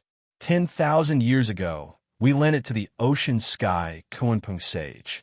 Later on, the Ocean Sky Kunpeng Sage perished in the Divine Land, causing our clan's supreme treasure to be lost in the Arctic Sea of the Divine Land. The Ocean Sky Kunpeng Sage was the Ocean Sky Kunpeng Sage who achieved the third level of the indestructible demon soul in ancient times. Previously, the current patriarch of the Kunpeng clan, the Azure Sky Kunpeng Sage, sent his son, Heiyu, into the Ocean Sky Kunpeng Sage's inheritance. My clan's junior, Mou, also went with him to retrieve the lost Wudong Tree Heart." As Fei Yi spoke, he looked at Mou, who was beside him. But in the end, a great change occurred and they failed. Fei Yi looked at Lin Feng and silently said, "This time, we came in the hope that the Celestial Gate Master can return our clan's treasure." Lin Feng smiled and did not say anything. Naturally, Xiao Yan, who was standing behind him, did not say anything either. For a moment, both parties did not say anything and the situation became a little awkward. Xiao Yan raised his eyebrows and his expression gradually became strange. He used his transcendence energy to transmit his voice to Lin Feng.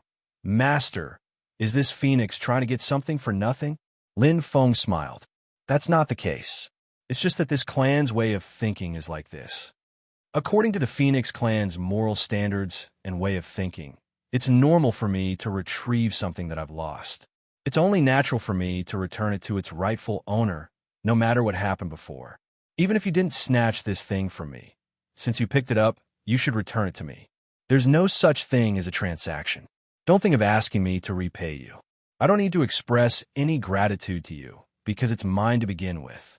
On the contrary, if I picked up your thing, I would definitely return it to you regardless of the cost. I might even take the initiative to return it to you.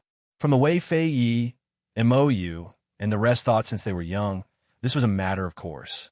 After listening to Lin Feng's words, Xiao Yin grinned. To be honest, this Wudong tree's heart has changed hands a few times, so its ownership should have been redefined long ago. Does it really belong to him just because he said it's his? At the very least, it's his, but that doesn't mean others have to follow his moral standards. The corner of Lin Feng's mouth curled up into a light smile.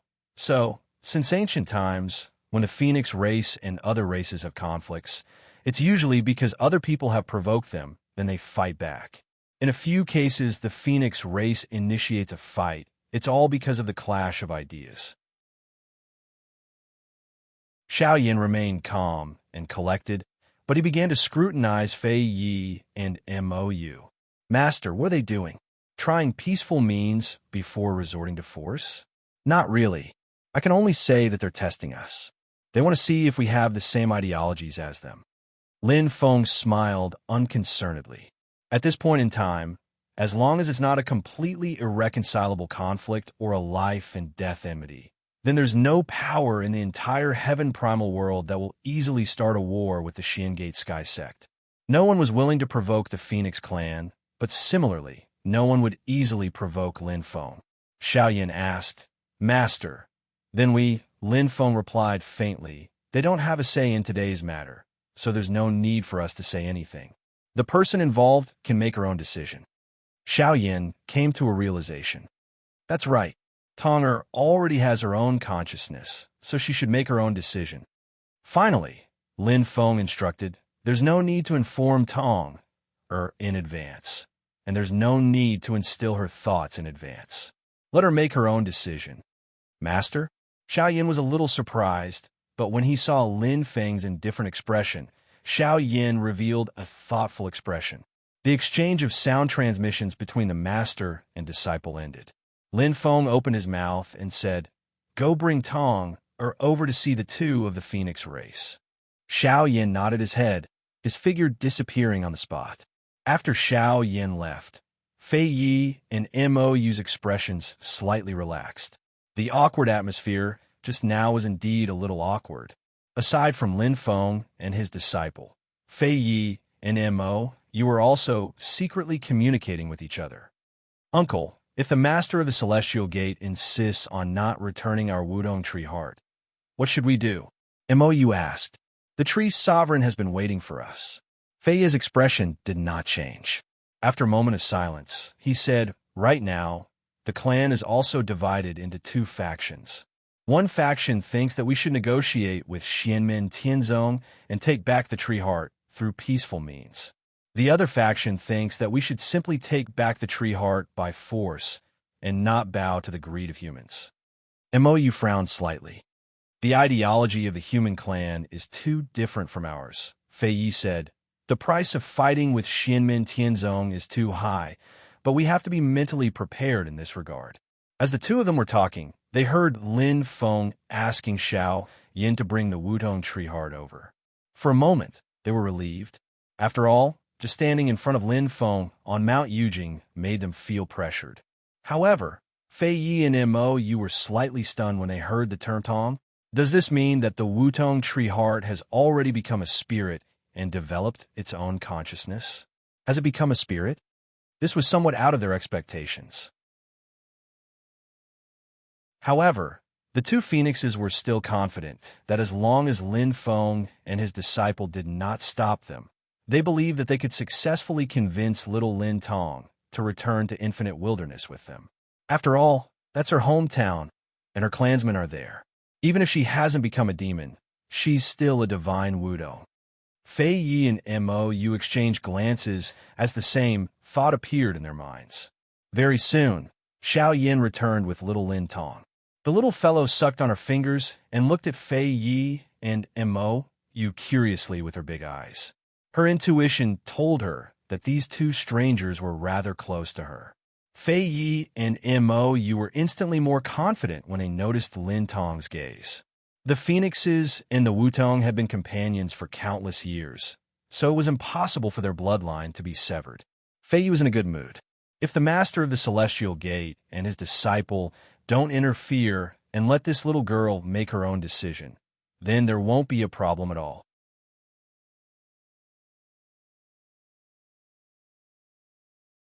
Chapter 509. From Fei Yi and Mou's point of view. Although little Lin Tong had interacted with Lin Feng and his disciple previously, it shouldn't have been long. Even if they had some feelings for each other, they shouldn't be able to overcome the attachment of blood relatives. Little Lin Tong had an extraordinary background and was nurtured into a spirit by the Wutong tree heart. Although she was young and ignorant, she was extremely talented and could clearly sense the closeness between her and the other divine Wudong trees and the Phoenix clan. Therefore, Fei Yi and Mou were very confident that they could convince little Lin Tong to return to Infinite Wilderness Vastland with them, especially when they saw little Lin Tong's ignorant look as if she didn't know what was going on. Fei Yi and Mou's mood became even better. Looks like the master of Xian Gate and his disciple didn't tell her what happened in advance, so they definitely wouldn't have instilled thoughts in advance to affect her judgment. Mou thought, if that's the case, this master of Xian Gate is also a rather magnanimous person. He disdains doing such petty tricks. Fei Yi had the same thought. This trip was finally worthwhile. It's naturally for the best if we can avoid a conflict with Xianmin Tianzong. As they thought about it, the two phoenixes explained the purpose of their visit to little Lin Tong. Lin Tong nestled in Xiao Yan's embrace and sucked on her fingers as she asked, "After I go to Infinite Wilderness Vastland, can I still return to the mountain?" Fei Yi smiled without saying anything, while Mou also smiled and looked at Lin Tong. "Of course you can. After returning to the Wudong Forest, we won't restrict your freedom. You can come out to relax, but for your safety, we'll escort you." Fei Yi nodded and thought, she's been together with the master of Xian Gate and his disciple for a period of time after all. It's normal for her to have some feelings for him. This child is very good. As they thought about it, they suddenly noticed that little Lin Tong's expression was a little off. Her smile disappeared and her delicate brows gradually furrowed. She interrupted Mou with a childish voice. "You mean I'll be staying at your side for a long time and can only come back to see Daddy and Grandpa occasionally? Of course, the Wutong Forest is your home after all." Fei Yi and Mou didn't react at first, but they suddenly noticed the main point in Lin Tong's words and couldn't help but be stunned. "Daddy and Grandpa?" At this time, Lin Tong was already shouting, "If that's the case, I don't want it. I'm not going with you." Lin Tong stretched out her chubby arms and hugged Xiao Yan's neck. "I want to live with Daddy and Grandpa." Xiao Yan was half distressed and half dotingly rubbed her little head. "I've told you many times that I'm your godfather, not your father." He turned to look at the other side and saw that Fei Yi and Mou's expressions were as if they had swallowed a dead rat. Fei Yi took a deep breath and looked at Lin Tong, then at Lin Feng and Xiao Yan. "This child wasn't born naturally, but was nurtured by your esteemed master and disciple." He quickly understood the reason behind this and immediately felt a headache coming on. Lin Feng lightly said, "This little guy is pure and innocent. I hope the two of you won't blame him for his rudeness." Fei Yi and Mou nodded helplessly. This time, they really didn't know what to do. If the Wutong tree's heart did not have its own consciousness, it would be treated as an object, whether it was Fei Yi or Mou. According to their morals, it was natural for them to retrieve something that they had lost. However, the Wutong tree's heart had its own consciousness and turned into a spirit monster. It was an independent life with its own thoughts, so it could no longer be regarded as someone's possession. Of course, if it was someone else, they could disregard Lin Tong's wishes and directly force her, but that was clearly not what the Phoenix Association would do. Even if they really wanted to do it, Lin Feng was still standing there. If they had the guts to behave atrociously on Jade Capital Mountain, they would be annihilated at any moment. It's one thing for the little girl to go with you willingly, but it's another if she dared to snatch it from you. Fei Yi and Mou looked at little Lin Tong gloomily and were somewhat speechless.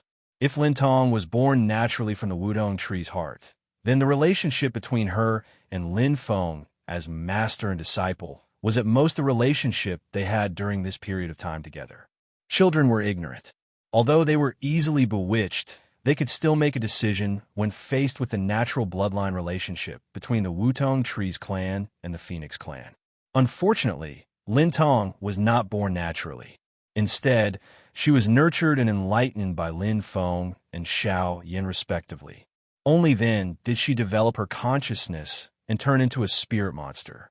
In her mind, Lin Feng and his disciple were the closest elders and blood relatives. They were the people closest to her psychologically, whereas the Phoenix and the Wutong Tree were ranked second.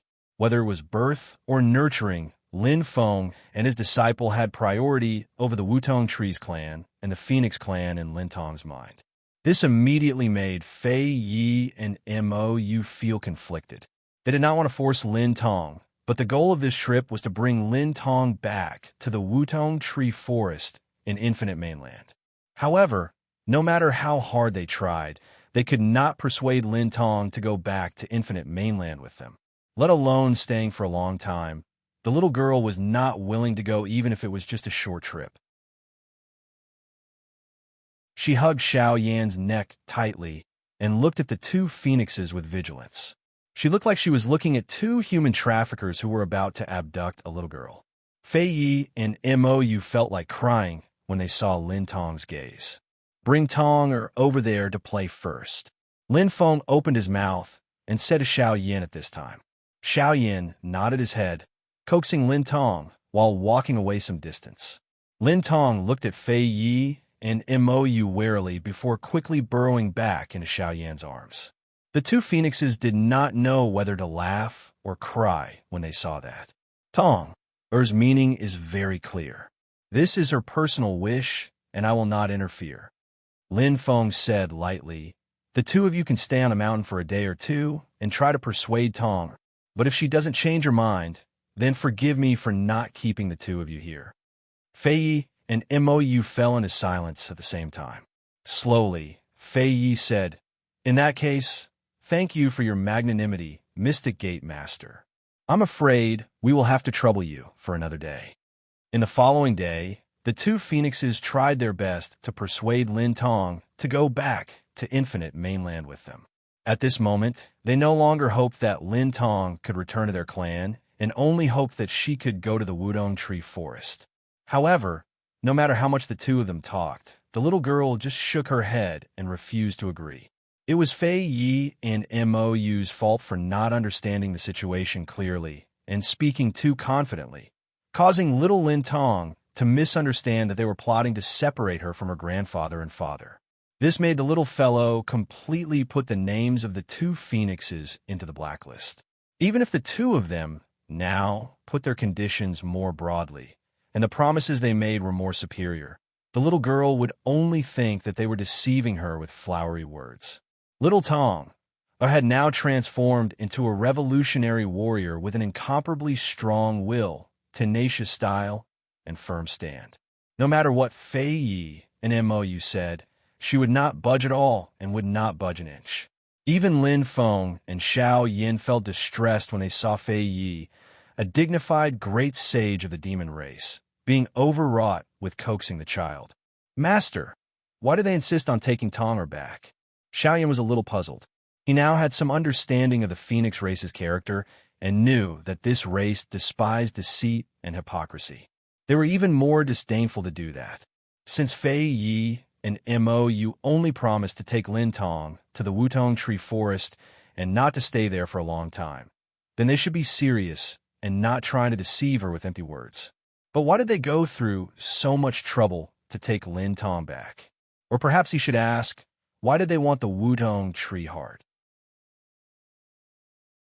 Lin Feng pondered and said, I don't know the specific reason, but I'm sure that what they want to do must be done through Tong help. In this matter, Tong is irreplaceable. Tong is the wood heart born from a female divine Wudong tree. The Wudong tree is the combination of a Wudong tree and a Tong tree. The Wudong tree is a male tree and the Tong tree is a female tree. They grow and age together and live and die together. He looked at little Lin Tong and said faintly, "Under what circumstances is Tong irreplaceable? There's only one possibility. Something happened to the male Wudong tree that she was born from back then, and they needed the Wudong tree to solve the problem." Xiao Yin came to a realization.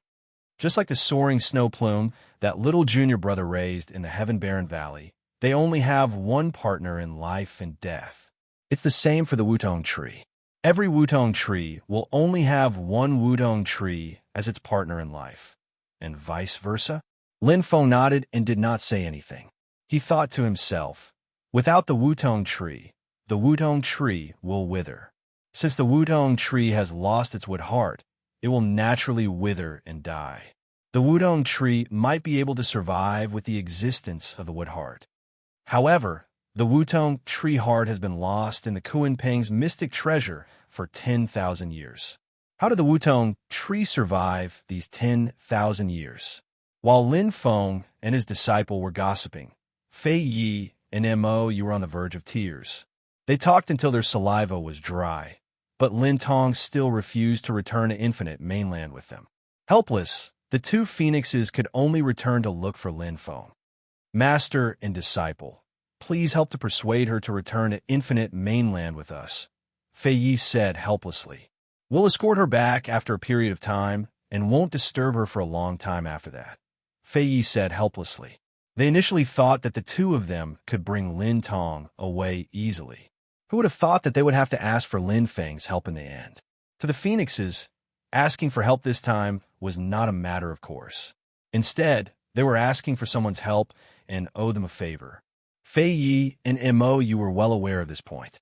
However, they could not convince Lin Tong to return to the Wudong forest with them, so they could only look for Lin Feng for help. Lin Feng's expression was the same as usual, and he was not arrogant at all.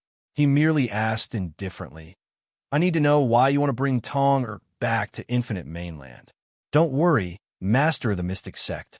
She won't be harmed at all," Fei Yi said after a moment of hesitation. "It's the Wudong Tree Sovereign who urgently needs her help."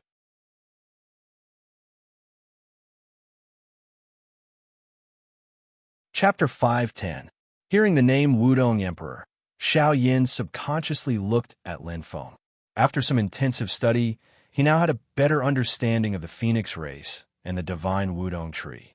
Of course, these two demon races had always been mysterious and had little interaction with the outside world, so there wasn't much valuable information. But even so, Xiao Yin has also heard of the great name of the Wudong Tree Emperor, because he is the current clan leader of the divine Wudong Tree Demon Race, a demon race expert who has long reached the realm of Star Soul Unity. As a plant demon, his lifespan is incomparably long. It is unknown how many years he has lived. Generally speaking, in Tianhuang Continent, only the Saint Emperor of the demon race, who is acknowledged by all demons, will be called Emperor. For example, the last Saint Emperor of the demon race in Tianhai Yudu was called Yuang. The Golden Rock Sage called himself Rock Emperor as an encouragement to himself, reflecting his ambition and confidence. Although his subordinates obeyed him, the other powerful demon races didn't acknowledge it. The Enchantress's junior brother, the Celestial Wolf Sage, had once mocked the Golden Rock Sage to his face. The situation of the Wudong Emperor was different from that of the Golden Rock Sage. This title was mainly an honorific used by the Wudong race and the Phoenix race. The divine Wudong tree was even more reclusive than the Phoenix race, and the Wudong Emperor hadn't left the Wudong forest for tens of thousands of years. He was powerful and old enough, but he usually kept a low profile and didn't have the ambition or invasiveness to conquer the world of demons. Therefore, many demons tacitly agreed to this title and didn't take it too seriously. Some demons who were closer to the Wudong race and the Phoenix race would even call him that. Listening to Fei Yi and Mo Yu's simple introduction, Lin Feng and Xiao Yin found out that the Wudong Tree Emperor in the past naturally also had a companion Wudong tree. But she met with a calamity 10,000 years ago, and the Wudong Tree Emperor could only protect her heart. 10,000 years ago, the ancient great sage of Kunpeng, Ocean Kuanpung, borrowed the Wutong tree heart, but unexpectedly died in the divine land together with it. So the Wutong tree heart had never returned to the Wudong Emperor. The Wudong Emperor had reached the third tier of the undying demon soul, the realm of astral soul as one, which was equivalent to the third tier of the human primordial spirit fusing with the path. It was almost a world of its own, and it had basically broken away from the nature of living and dying together with the Wudong tree. Therefore, even without its companion, it had survived these 10,000 years alone. Lin Feng listened quietly, his eyes looking straight at Fei Yi. He did not speak, but it was equivalent to a silent question. Since the Wudong Emperor could survive without the Wudong tree, Fei Yi didn't say anything. Fei Yi and Mo Yu looked at each other with hesitation on their faces. Mo Yu wanted to say something, but Fei Yi shook her head and said, "Forget it. I'll say it." He turned his head to look at Lin Feng and his disciple, as well as at Lin Tong. He said slowly, "This matter is a humiliation for the Phoenix clan and the Wudong clan. Very few people know about it, so your master and your disciple are not aware of it. His Majesty, the Wutong Tree Sovereign, once encountered a calamity thousands of years ago, causing his vitality to be greatly damaged. Although he did not die, his injuries have lingered to this day, and it is difficult to completely heal. To temporarily suppress his injuries, he needs the heart of the Wutong tree, which is of the same origin as him, to cast an ancient curse." Lin Feng pondered for a moment before asking, "What will happen to Tong after I cast the spell?" The two phoenixes' expressions became serious at the same time. Fei Yi replied solemnly, "They won't be harmed at all. Instead, they'll be enlightened by the Wutong tree sovereign's power, causing their spirituality and arcane energy to rise to the next level." The Phoenix race had always been true to their word. They never lied or lied. They were the most trustworthy and secure group in the Heaven Primal world. After listening, Lin Feng slightly nodded his head. Xiaoyan secretly transmitted his voice to him and asked, "Master, can Tong be considered the reincarnation of that tongue tree? If that's the case, wouldn't she and that Wutong tree emperor be?"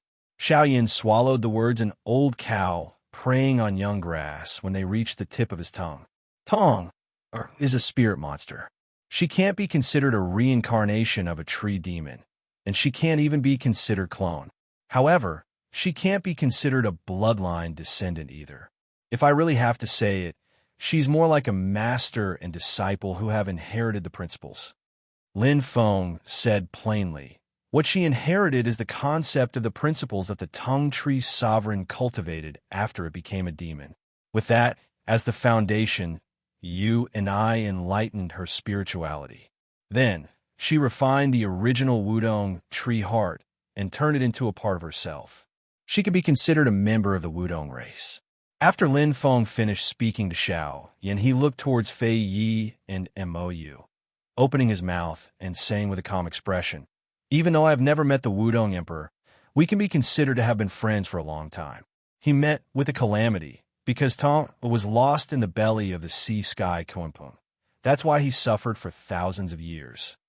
Now that Tong has seen the light of day again, it means that it's time for the Wutong Tree Emperor's calamity to turn for the better." Hearing Lin Feng's words, joy appeared in Fei Yi and Mo Yu's eyes. Fei Yi cupped his hands at Lin Feng. "My race and the Wutong race can't thank the Master of Mystic Gate for your righteousness." Lin Feng waved his hand. "But I'll say this first. You must ensure Tong's safety. After resolving the Wutong Tree Emperor's calamity, I want her to return to the mountains safe and sound." Although Lin Feng's expression was calm, Fei Yi and Mo Yu's hearts trembled. Slowly, the two phoenixes nodded together. "That's how it should be. Master of Mystic Gate, don't worry." At this time, Xiaoyan started conversing with little Lin Tong. At first, the little guy blinked his big eyes, and there was even a layer of mist covering his eyes. He asked pitifully, "Grandpa and Daddy don't want Tong anymore?" "Silly girl." Xiaoyan rubbed her little head. "How could Godfather not want you?" This time, You go to the Wutong Forest to save someone. Once it's over, you can naturally return to the mountain to reunite with Godfather and Grandpa. The little girl sucked on her finger and asked in a childish voice, "Save someone." After thinking about it carefully, she made a request. "Then can Grandpa and Daddy go with me?" Fei Yi and Mou looked at each other. Mou looked troubled. The Wudong Forest had been sealed off for many years. No outsiders could step into it. "Sure."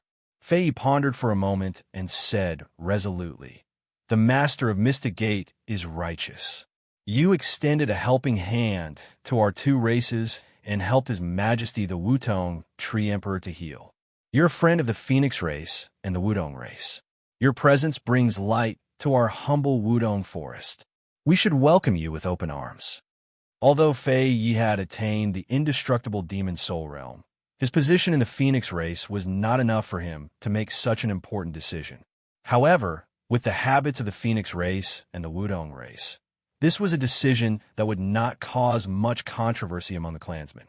Repaying favors was also one of the Phoenix race's main characters. Lin Feng said indifferently, "I also yearn to go to the Wutong Forest. However, I've been busy with mundane matters recently and have no time to spare." He sent a voice transmission to Xiaoyan. "Xiaoyan, put aside whatever you're doing for now. You don't need me to teach you what to do when you head to the Wudong Forest in the Infinite Mainland, right?" Xiaoyan pondered for a moment, and a clear understanding flashed through his eyes. Although he did not show it on the surface, he secretly smiled at Lin Feng. "Don't worry, Master. I know what to do. I guarantee that I'll complete the mission." Lin Feng smiled and said, "My eldest disciple, Xiaoyan, will represent me on this trip." Xiaoyan nodded and cupped his fists at Fei Yi and Mou. "Thank you for your hospitality." Fei Yi and Mou returned the greetings solemnly. "You're too polite. We should be the ones thanking you." Little Lin Tong had no objections after confirming that Xiaoyan would be going with them. Although he still subconsciously hid behind Xiaoyan, when he saw Fei Yi and Mou approaching, he did not look at them as warily as when he looked at human traffickers. The two phoenixes did not know whether to laugh or cry. Be it Fei Yi or Mou, they were burning with anxiety and could not wait to bring Lin Tong back to the Infinite Mainland. Since they had decided to help, Lin Feng and his disciple would not make things difficult for them.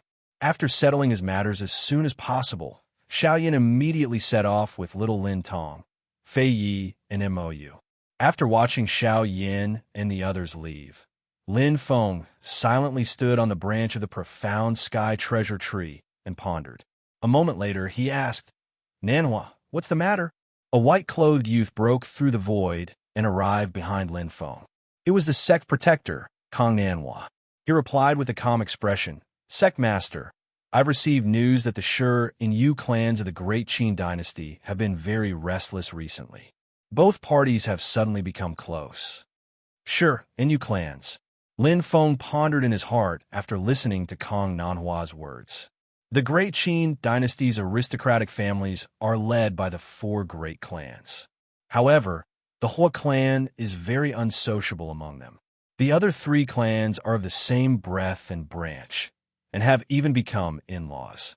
In particular, the Shi and Yu clans had the closest relationship. After that dual-pupiled individual, Shi Tianyi, had revealed his outstanding talent, the two clans had become even closer. This was something that practically the entire world knew of, and Kong Nanhua naturally knew of it as well. However, he had solemnly reported this matter to Lin Feng. Obviously, the relationship between the two great clans was extremely close recently, and had already reached an abnormal state. Since the day that Lin Feng took the little guy, Shi Tianhao, as his disciple, he knew that there would be a day where he would encounter the Shi and Yu clans sooner or later.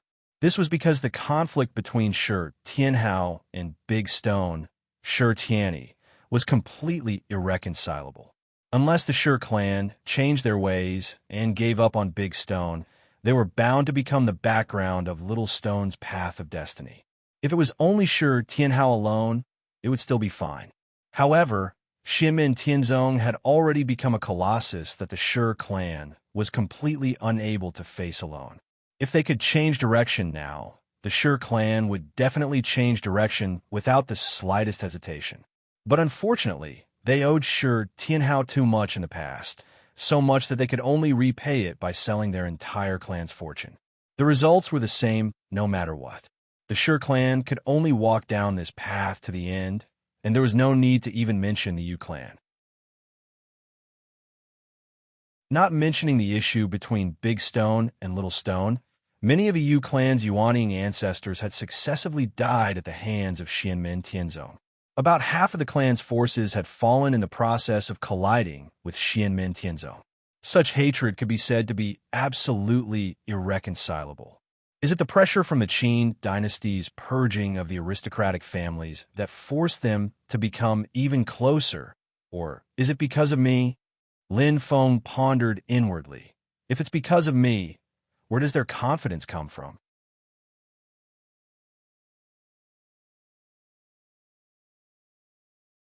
Chapter 511. Today, the Yu clan or the Shi clan were no longer a match for Lin Feng. To put it bluntly, the two clans combined would not be able to defeat Lin Feng with one hand.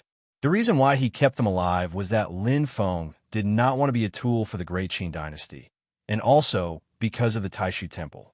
Of course, the most important reason was that even if Lin Feng did not care about them, Shi Tianhao would naturally meet them in the future. Therefore, the unusual movements of the Shi clan and the Yu clan made Lin Feng feel a little interested. What do these two clans want to do? While he was still thinking, Lin Feng suddenly had a thought. Through the dermic power and divine sense that he left on Xiao Yan, he found that Xiao Yan and his party had been intercepted by others. The infinite wasteland land and the divine land were the two poles of the vast thousand world. The boundary power was so strong that even Essence Soul experts could not directly break through the void. For example, the Golden Crow Great Sage's guidance method and the Kuan Peng Great Sage's blood sacrifice method could directly travel between the two worlds, but they had to pay an extremely huge price. They would only use it once as a last resort. Therefore, after Xiao Yan and the others left Yujing Mountain, they went all the way south. Under Fei Ye's lead, they quickly moved through the void and went to the south of the Divine Land, which was connected to the Infinite Wasteland Land. This was the fixed passage between the two worlds of the human race and the demon race. At the same time, it was also the front line where the two races usually fought. Although there was no large-scale war at the moment, there were continuous small and medium-sized conflicts. Human race cultivators often broke into the Infinite Wasteland Land to kill the demon race. And there were also tyrannical demon race who rushed into the divine land to cause trouble in the human world. Previously, when Fei Yi and Mou came to the divine land, they also passed through this place. The group was rushing toward the boundary between the two worlds. Just as they left the Kunlun mountain range, there was suddenly a violent dermic power fluctuation in the space. Fei Yi, Xiao Yan, and Mou frowned slightly. Black light flashed in front of them, blotting out the sky and covering the earth as it swept towards them. Within the black light, there were faint cries of battle that shook the soul.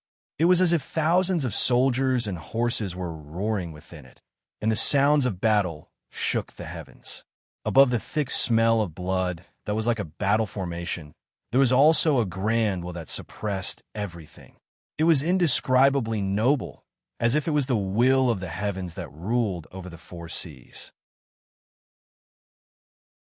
When the two were combined, he was like an invincible emperor who conquered the world, commanding his loyal, brave, and skillful troops to appear before Xiao Yan and the others like a torrent of steel. This black light instantly blotted out the sky, wanting to engulf Xiao Yan and the others. Fei Ye's expression was calm as he circulated his demonic energy, bringing Xiao Yan, Mou, and Lin Tong with him to retreat, wanting to evade the black light. Unexpectedly, a pale golden figure suddenly appeared within the black light. It was completely formed by light and shadow magic energy, wearing a golden coiled dragon armor and a golden helmet. His face was full of the majesty of an emperor, as if he was personally leading the troops into battle. As soon as this pale golden figure appeared, the black light soared, still encircling Fei Yi, Xiao Yin, and the others. A transformation-grade magic treasure. Fei Yi slightly raised his eyebrows, staring at the magic treasure's original spirit that had already condensed its body, which was the appearance of a golden emperor. Unfortunately, your owner has not reached the primordial spirit realm. I really don't understand why you are willing to be refined by him. The pale golden figure opened his mouth to speak, and his voice spread out like rolling thunder, with quite a domineering momentum. You don't need to know this, Phoenix. Fei Yi's expression still looked very indifferent. Hearing this, he nodded. Indeed, I don't need to know. It's just a waste of time. As he spoke, the demonic energy in his body surged, and with a flap of his wings, he set off a hurricane that was like a sharp blade that could split the sky, sweeping across the black light. The magic treasure's original spirit, that looked like an emperor, was not in a hurry. Riding on the black light, it kept turning as if a battle formation was changing. The battle cries of thousands of soldiers and horses shook the sky, dispersing Fei Yi's attack. The shocking murderous aura and battle intent made the calm Phoenix frown. It was as if thousands of vigorous martial artists had gathered their blood, chi, and will together, condensing into a powerful will that could shock even gods and ghosts. It was incomparably brave, but at the same time, it was also incomparably fanatical. Thousands of soldiers were only loyal to their emperor. Wherever the emperor pointed his sword, even if it was a mountain of knives, a sea of fire, or a sky full of gods and Buddhas, he would not hesitate to attack until death. Interesting. Lin Feng, who had witnessed everything through Xiao Yan's divine consciousness, became interested. Putting aside the cultivation of Xiao Yin and Mou, Fei Yi was the scarlet phoenix that had cultivated the immortal demon soul. Although he was not aggressive by nature, his demonic energy and supernatural powers were outstanding among the great sages of the same level. Moreover, he possessed the pure yang true fire that was unique to the Phoenix clan, making his combat strength extraordinary. More importantly, in addition to their own strength, Fei Yi and Mou had the backing of the Phoenix clan. Knowing the identity of Fei Yi and Mou, the other party still dared to block their way. This confidence, or perhaps madness, was worthy of praise. However, this person's cultivation was somewhat unexpected. Just like Fei Yi, Lin Feng could see that the owner of this magic treasure had not achieved the primordial soul realm. It was rare to see someone who had not achieved the primordial soul realm, but could already possess a transformation-grade magic treasure. Back then, the Empyrean Walker of the Taishu Temple, Pang Jie, had the strength of the late Yuanying realm. His status was high enough and his background was deep enough. However, the magic treasure that he carried with him, the hexagonal sword, was only a spirit conception-grade magic treasure. Although the hexagonal sword had reached the peak of the spirit conception realm and its strength was quite extraordinary, the magic treasure's primordial soul had not been able to condense its own form. At this moment, the person who was blocking Fei Yi and Xiao Yan's way had a transformation-grade magic treasure, even though he had not achieved the primordial soul realm. It was impossible for him to refine it himself, so it was either given to him by someone or he had a heaven-defying opportunity to obtain a treasure left behind by a predecessor. Fei Yi's demonic energy surged and his attack became more powerful.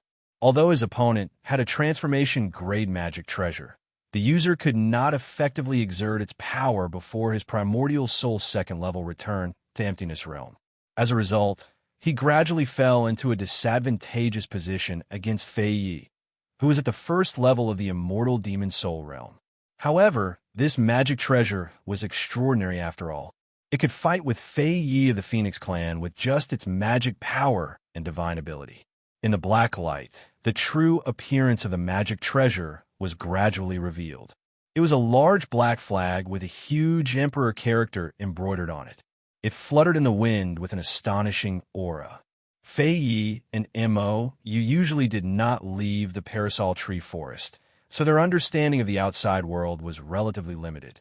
They were rather well-informed about the news in infinite wilderness, but they were relatively uninformed about the news in the divine land.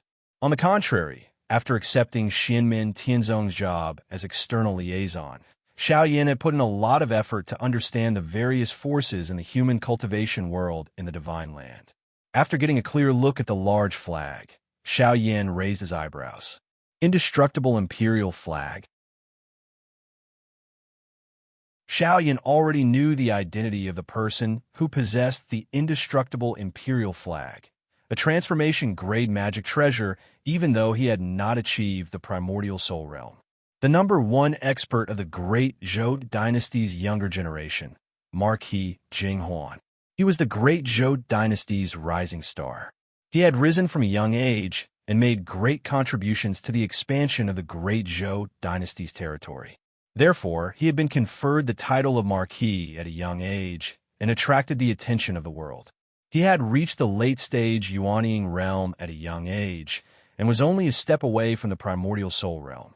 His talent was famous in the entire Great Heaven primordial world. In terms of cultivation, even the great Zhou dynasty's crown prince, Liang Yuan, had to bow down to him. It was publicly acknowledged that geniuses of the same generation were just mediocre in front of Marquis Jing Huan. After his rise, between the great Zhou and the great Qin, the great Qin was suppressed by the great Zhou to the point where they couldn't even raise their heads. It wasn't until the dual-pupiled Shi Tianyi became famous that there was someone who could stand up to the great Zhou's Jing Huan Marquis.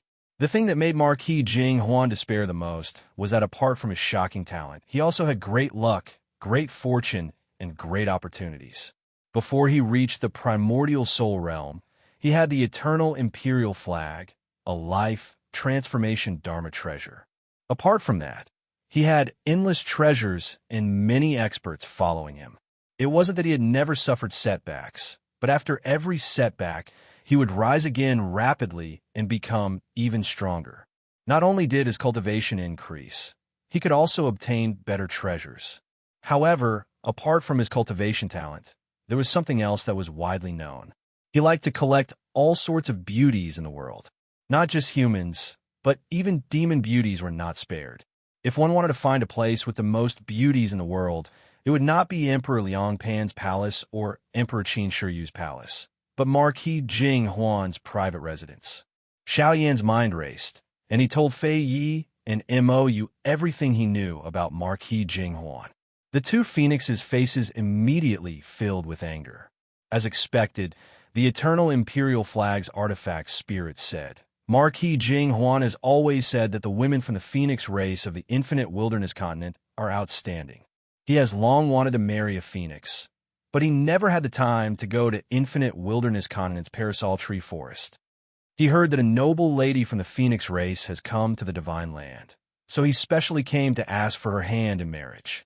Whether it was Lin Feng, who was still on Jade Capital Mountain, or Xiao Yin, who was present at the scene, they all curled their lips when they heard this. This fellow made it sound nice, but how is this a marriage proposal? This was practically a marriage kidnapping. Lin Feng found it rather funny. Young man, you've got some ideas. I think highly of you. Blocking the road and forcefully snatching a woman from the phoenix race. I really don't know if you're extremely bold or absolutely confident. The strength of the phoenix race was well known, but Marquis Jing Huan had dared to forcefully block the road and take Mou into his room. Such behavior was truly condescending and completely disregarding the consequences. It could be said to be extremely arrogant and bordering on madness. He seemed to completely disregard the fact that there were countless experts in the phoenix race. It was rumored that there was more than one great demon at the third level of the indestructible demon soul realm, and they also had close allies like the divine parasol tree race. Even the entire Great Zhou dynasty would have to consider the consequences of angering the phoenix race and the parasol race. If the two sides were to start a full-scale war, it was even possible that it would trigger a new war between the two worlds. But this Marquis Jing Huan was doing it now, and he was doing it openly and without the slightest scruple. Even with Fei Yi and Mou's self-restraint, anger appeared on their faces. Fei Yi said coldly, "Ignorant madman, madness will be your doom." "I don't think so. Everything in the world belongs to those who are capable, and the same goes for alluring beauties." At this moment, a young man suddenly appeared below the eternal imperial flag. He was dressed in luxurious purple and gold robes, with a golden crown on his head and a bright yellow belt around his waist. This was an item of the imperial family and was clearly bestowed by the emperor. Otherwise, even if it was worn by a duke or marquis, it would be against the rules and would be impeached. This was a crime of great disrespect. His figure was incomparably well-proportioned, and he had short hair. His face was handsome, and his forehead was full. His temples were surrounded by a faint golden blood color, as if they were two real suns.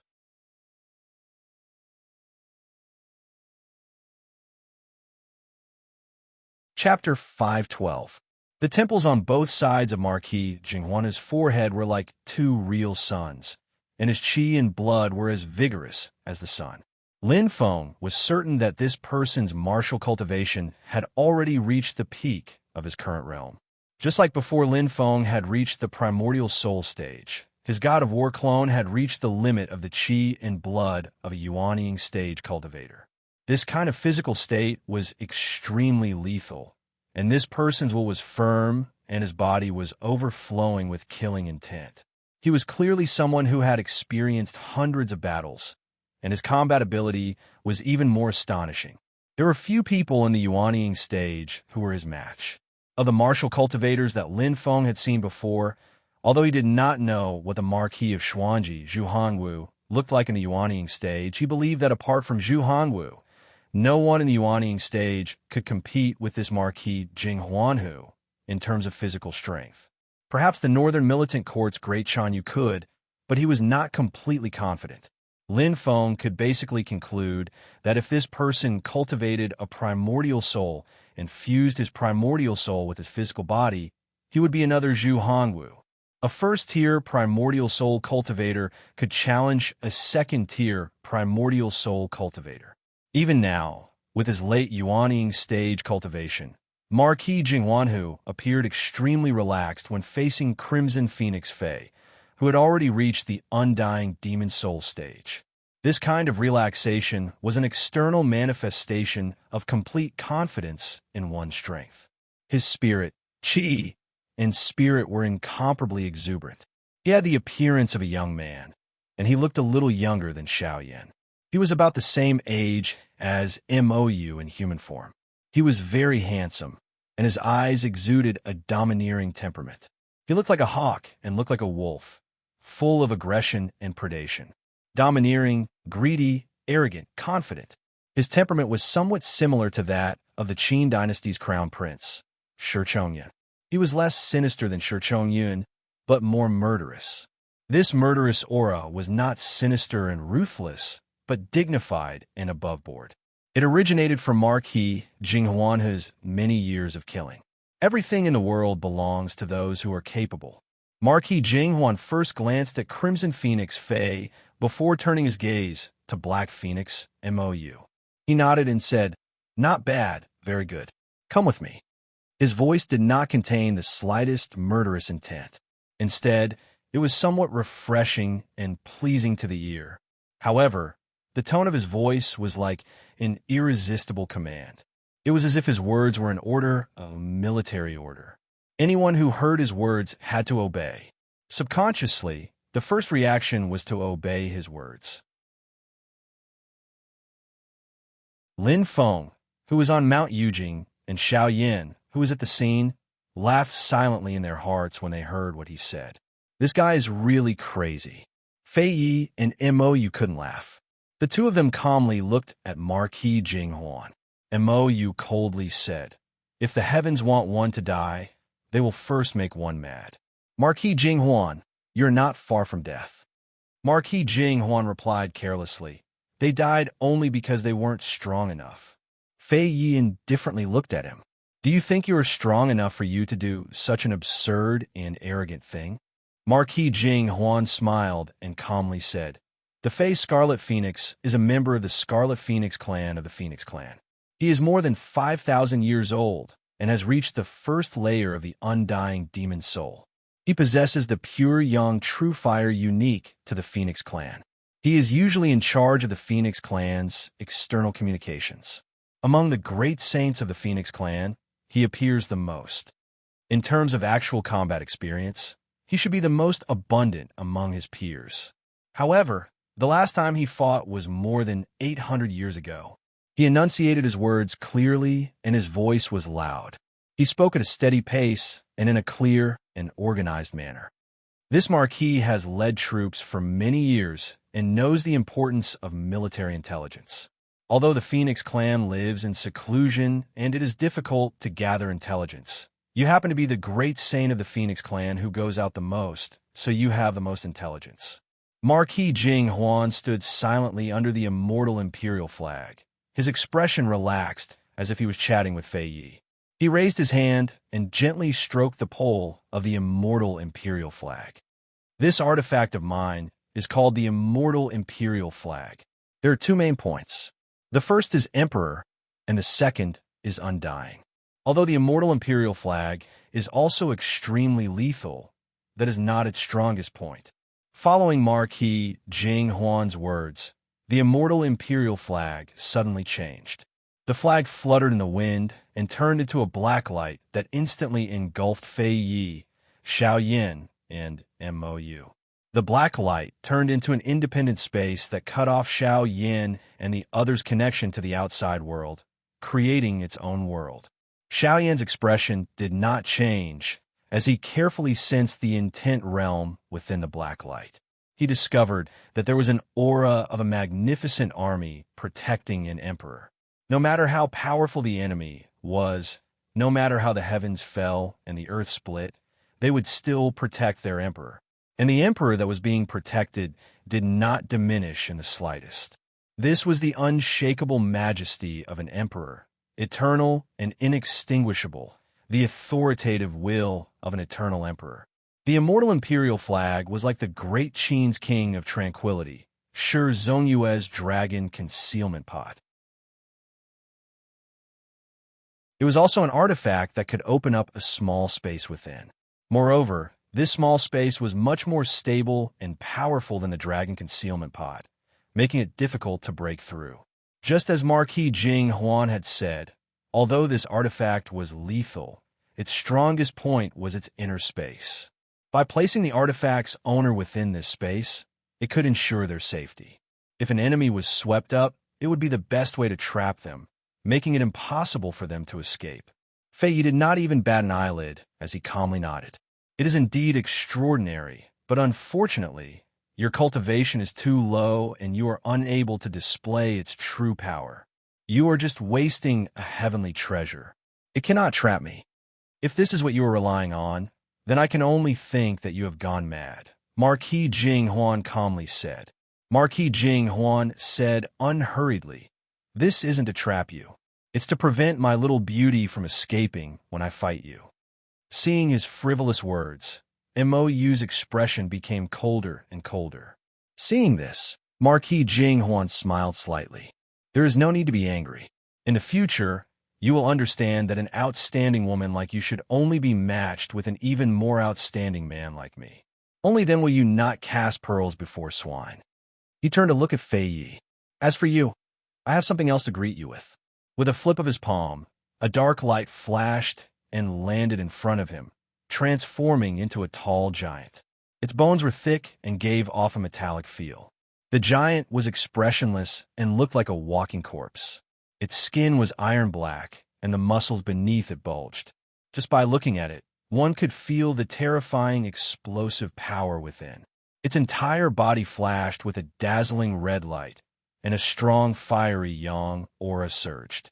Its blood was so strong that it was not inferior to that of a first-tier primordial soul adept.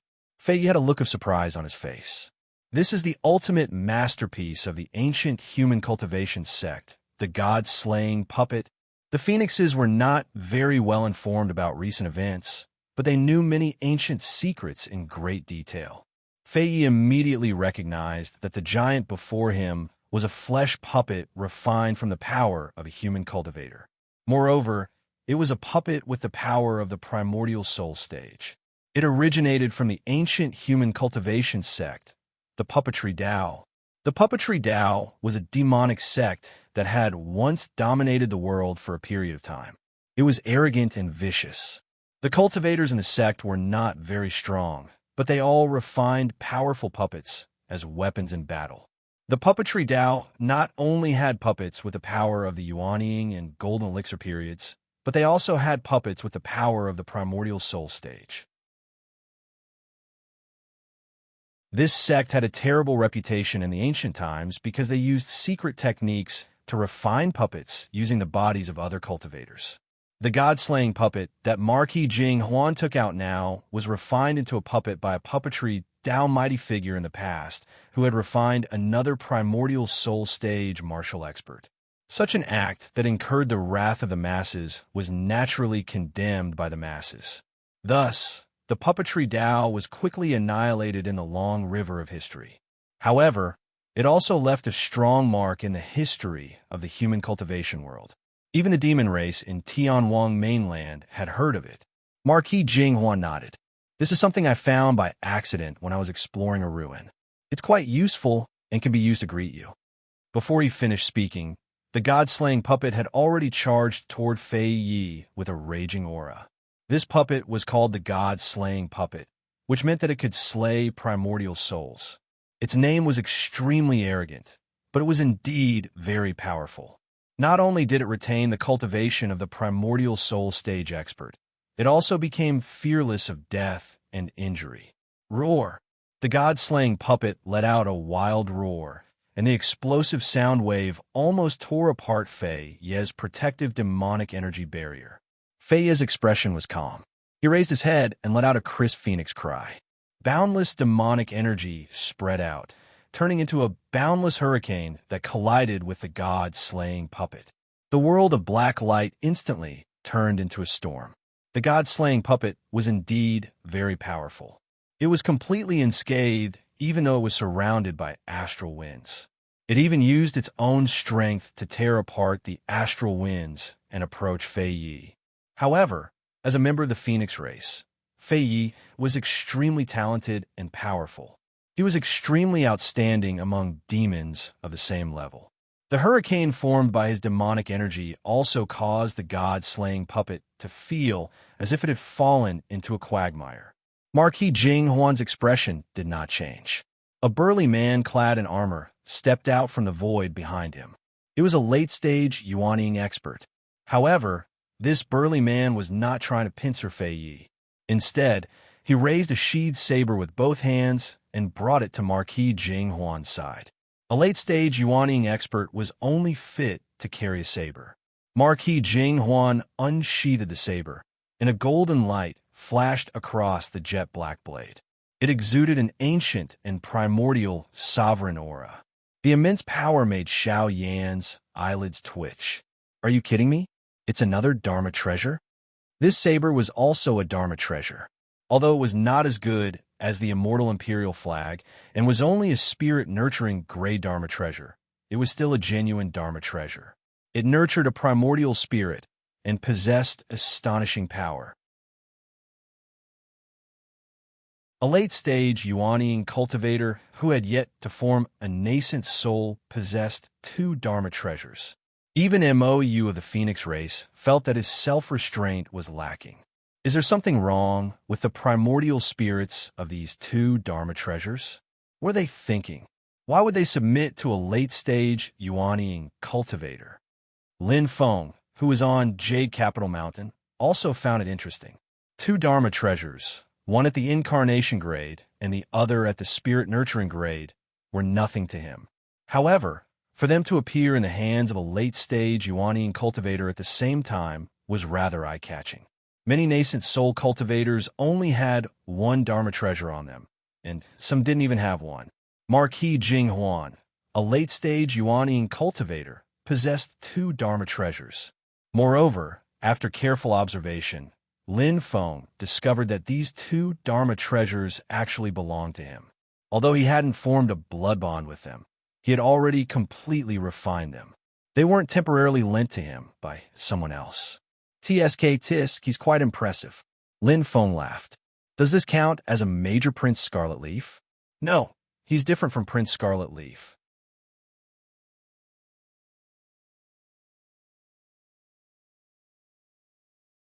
Chapter 5:13.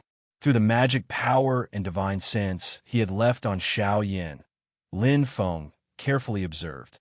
He discovered that Marquis Jinghuan was looking at Black Phoenix Mou as if he was looking at an object, a beloved plaything. If it was the Scarlet Leaf Prince, Yi Piaoxue, his gaze would most likely be as deep as it could be. At the same time, he would feel good about himself and feel that Mou was looking at him the same way. Even if it wasn't for now, in the future, Mou would prostrate before his golden spear and live peacefully with his other women. Marquis Jinghuan's interest in collecting beauties was much stronger than Yi Piaoxue's, but it was a manifestation of his possessiveness. All the beauties in the world were like collectibles in his eyes. He wasn't like Yi Piaoxue, who mindlessly had a harem. He was purely greedy and possessive. He wanted all the good things in the world. Lin Feng shook his head. Friend, this isn't appropriate. Your face is like a villain who attracts hatred. You're just like Shi Tianyi. He's like an old enemy, specially prepared for the destined one. He's like an unkillable cockroach. He doesn't die every time, and the next time he jumps out, he'll be even stronger. In reality, he's just a recyclable tool for others to farm for experience and equipment. Lin Feng couldn't help but find it funny. Could this be the legendary transport captain? Tsk, I wonder who he's prepared this for. At this moment, Lin Feng looked at Marquis Jinghuan and felt a slight regret that he hadn't met him earlier. At his current level, Marquis Jinghuan's items didn't really matter to him. Instead, his disciples were more suitable. Lin Feng smiled slightly. Silly brats. Let's see which of you is lucky enough to get this. This is a huge gold mine. It's a renewable resource that can be recycled and mined for a long time. A so-called old enemy was basically a kind-hearted person who specialized in sending warmth to the destined one. If you needed treasures or divine artifacts, you could find an old enemy. If you needed cultivation techniques or divine abilities, you could find an old enemy. If you needed to raise your reputation, you could find an old enemy. If you needed girls, you could find an old enemy. Poor chosen ones, your enemy may make you suffer a little humiliation for a while, but he will definitely compensate you 1,000 times in the future. You can obtain all the resources you need from your enemy. It was definitely much easier to advance by stepping on an old enemy than to work hard on his own. Therefore, you must cherish and love your hard-won enemies. They can save you many years of struggle. Marquis Jinghuan naturally didn't know that in Lin Feng's eyes, he had already become an ATM for his disciples. With the saber in hand, Marquis Jinghuan's aura was even more different. Although he had yet to form an essence soul, and the ancient Emperor's saber in his hand was like the indestructible imperial flag, unable to unleash its full power, its might was still astonishing. Wherever the edge of the blade pointed, enemies would retreat. The majesty of a monarch was fully displayed, as if it had the aura of ruling over the world. All enemies could only obediently submit and await death. A clear light surged above Marquis Jinghuan's head, and a majestic pillar of qi shot up into the sky. It was like a beacon of smoke, filled with the blood and will of a martial expert. Vaguely, there were sounds of killing in the smoke. Countless armors appeared in the smoke, as if the spirit and will of thousands of warriors had been added to the smoke at the same time. It was as if the spirit and will of thousands of warriors had been added to the smoke. The next moment, the essence qi beacon was completely retracted into Marquis Jinghuan's body. His eyes flashed with golden and bloody light. He slashed out with the ancient emperor's saber in his hand, shattering the void and sending a golden beam of light towards Fei Yi. Fei Yi wouldn't have cared if it was a 10,000-foot wave of light, but this thin beam of light made him frown slightly. He didn't dare to let it touch him. Marquis Jinghuan pushed his martial path mystique to the extreme, activating the ancient emperor's saber. Although he couldn't unleash the full power of the Dharma treasure, it already had the power to injure Essence Soul experts. Instantly, Marquis Jinghuan and the god-slaying puppet joined forces to attack Scarlet Phoenix Fei Yi. Both sides were evenly matched. Strictly speaking, besides the immortal imperial flag and the ancient emperor saber, the god-slaying puppet was also a powerful weapon that wasn't inferior to a Dharma treasure. Marquis Jinghuan was a Yuanian cultivator, but he had such a rich background. Even many Essence Soul experts didn't have it. At the same time, these treasures made him one of the few late-stage Yuanian cultivators who could challenge Essence Soul experts. Lin Feng watched the battle between Marquis Jinghuan and Fei Yi. Slowly, he nodded. That Essence Chi beacon was his heaven and earth Dharma idol. However, a martial cultivator's heaven and earth Dharma idol isn't used to attack enemies directly. Instead, it fuses the heaven and earth Dharma idol with one's physical body to further strengthen one's physical body. Fei Yi was surrounded by Marquis Jinghuan and the god-slaying puppet, but his expression was calm. I'm not the only one in the Phoenix race. Furthermore, even if I'm the only one, I won't allow you to be so arrogant. He raised his head and let out a clear cry. His body gradually turned into a ball of golden light, and a divine bird appeared in the golden light. It had the head of a chicken, the beak of a swallow, the neck of a snake, the back of a turtle, and the tail of a fish. Milky white flames flickered faintly in its eyes. Fei Yi had revealed his true form.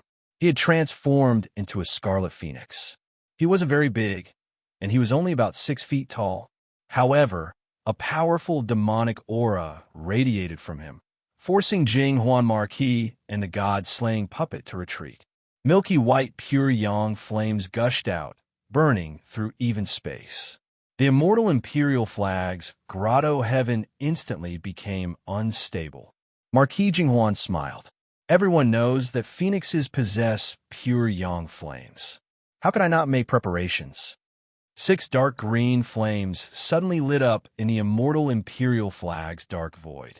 The green flames burned in the air, but one couldn't feel any heat. Instead, it was bone-chilling cold. Xiao Yin was slightly taken aback. Carefully observing for a while, he understood. It's not a real flame, but formed from pure and extremely condensed yin energy. The 6 dark green flames lit up and instantly turned into a green sea of fire, covering the immortal imperial flag's grotto heaven. Both Fei Yi and Mo Yu had obvious looks of disgust on their faces. Marquis Jinghuan looked at Fei Yi and smiled. This 6-unity yin absolute formation can produce pure yin qi. Although it can't restrain pure yang flames, it can weaken them to a certain extent. It's not only useful for you, but it's also useful for my little beauty. He ordered, I'll deal with this great sage-level phoenix myself. You guys capture that black phoenix. Aside from the strong man carrying the saber behind him, a white-robed, middle-aged man walked out of the void. He had a majestic aura, and his magic power shook the void. He was also a late Yuanian cultivator. Beside the white-robed man was a group of elite martial artists in armor. They were also Yuanian cultivators. Their blood energy was vigorous, their willpower was strong, and their bodies brimmed with killing intent. They were all battle-hardened people. Marquis Jinghuan's plan was to fight Fei Yi himself. Then, 2 late-stage Yuanian patriarchs would lead a group of subordinates to capture Mo Yu. Mo Yu was a late-stage demon king. As a phoenix, his strength was outstanding and he had pure yang flames. Ordinary late-stage Yuanian cultivators were no match for him. However, Marquis Jinghuan had used the immortal imperial flag to trap him and then used the 6-unity yin absolute formation to restrict the power of pure yang flames. Then he had 2 late-stage Yuanian cultivators lead a group of Yuanian cultivators. Such a lineup was enough to pose a threat to Mo Yu. In particular, the Yuanian cultivators under him were all extraordinary. They had powerful combat strength and were the cream of the crop among their peers. Silently, Fei Yi stared at Marquis Jinghuan in his phoenix form. Suddenly, he let out a long cry. As he cried out, blood gradually seeped out of his eyes. Phoenix weeps blood. Fei Ye's phoenix cry had penetrated the immortal imperial flag's spatial seal. His spiritual will have been transmitted all the way through the endless void and reached the parasol tree forest of infinite mainland. Seeing this, Marquis Jinghuan nodded. This is Phoenix Weeps Blood, right? It is indeed extraordinary. It can even pass through the immortal imperial flag's grotto heaven.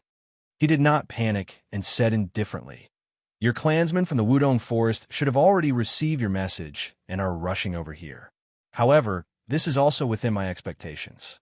Your clansmen need time to get here, and before that, I've already left with the beauty. Your efforts are meaningless. Fei Yi said, Do you think you can escape? Marquis Jinghuan smiled nonchalantly. Your Phoenix clan has gone all out. I am indeed powerless to resist now. However, there are naturally people who can do it. Once I attain the Essence Soul realm, there will be a day when I can trample the Parasol Tree Forest. Just like now, I have never thought of killing you today. All I need to do is delay you. My subordinates will naturally capture the beauty. Once I attain the Essence Soul realm, killing you will be as easy as killing a chicken. These extremely arrogant words came out of his mouth, but they seemed extremely normal, as if it was only natural. Xiao Yin, who had been standing silently to the side, suddenly burst into laughter. You make it sound so easy. It's as if the great Zhou Empire will definitely take the blame for you. The disaster you've caused this time can be said to be heaven-shaking. Once Emperor Liang Pan of Zhou finds out, he will most likely throw you out for the Phoenix clan to deal with, right? Marquis Jinghuan looked at Xiao Yin and said indifferently, I've already seen you. You're Xianmin Tianzong's disciple, right? From your appearance and clothes, you should be Xiao Yin. Xiao Yin chuckled. Your eyes are quite sharp. Marquis Jinghuan said, I learned that a phoenix entered the divine land and sought an audience with the master of the mystic gate. Furthermore, it successfully ascended Yujing Mountain. It will descend the mountain in a day and set off for Tianwang mainland. I didn't know you were accompanying it.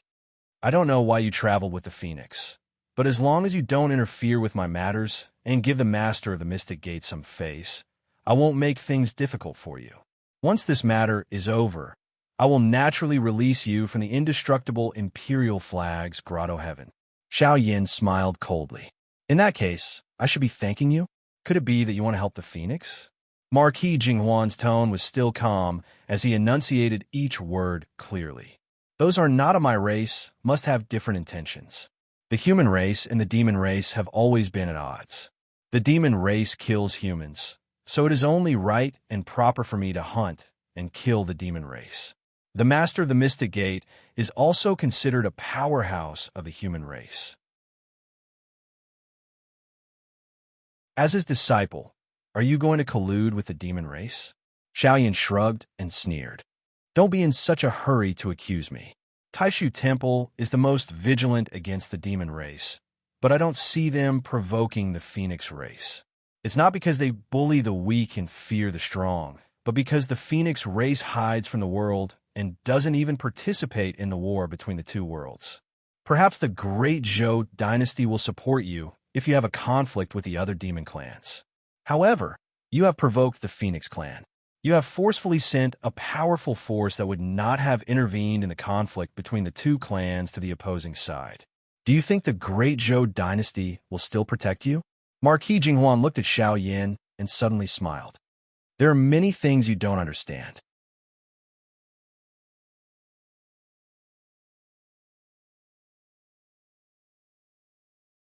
Chapter 514. There are indeed many things I don't understand. Xiao Yin shrugged his shoulders. For example, I don't understand where you have the confidence to be so arrogant. I'll ask out of hand. You're so arrogant that you probably don't even remember what your surname is, right? Xiao Yin examined Marquis Jinghuan up and down with a very rude gaze. Don't tell me it's as the rumors say, that you're the illegitimate child of Emperor Zhou Liangpan? Even if you are, Liangpan will not protect you after causing such a huge disaster for the great Zhou dynasty. Marquis Jinghuan was successful at a young age, and the rewards he received were too great.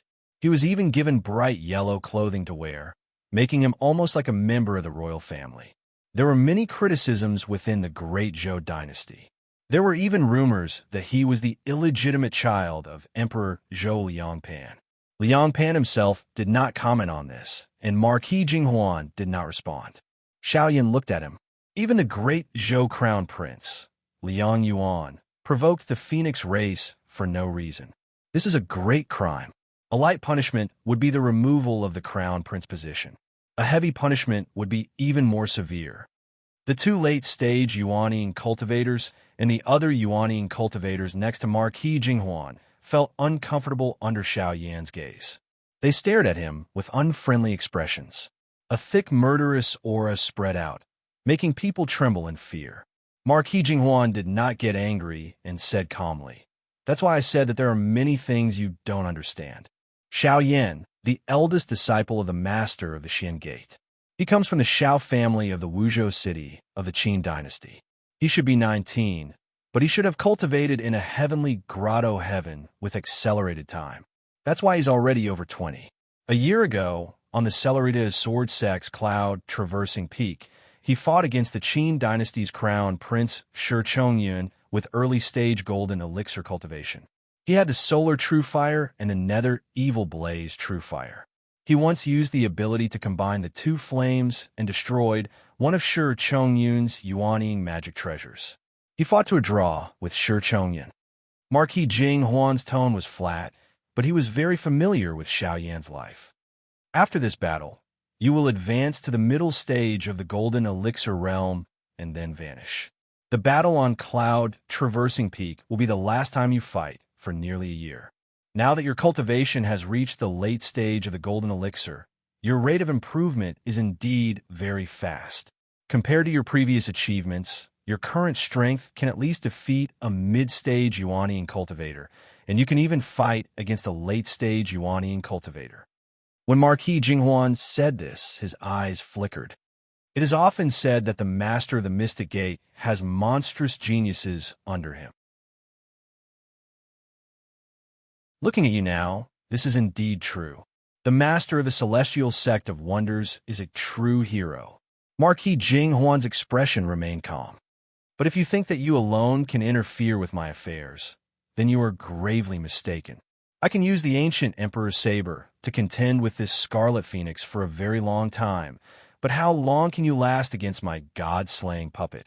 Although he said that, looking at his relaxed attitude, whether it was Xiao Yin, Fei Yi, or Mou, they could all see that other than the indestructible Emperor flag, the ancient Emperor's saber, and the god-slaying puppet, he definitely had other trump cards.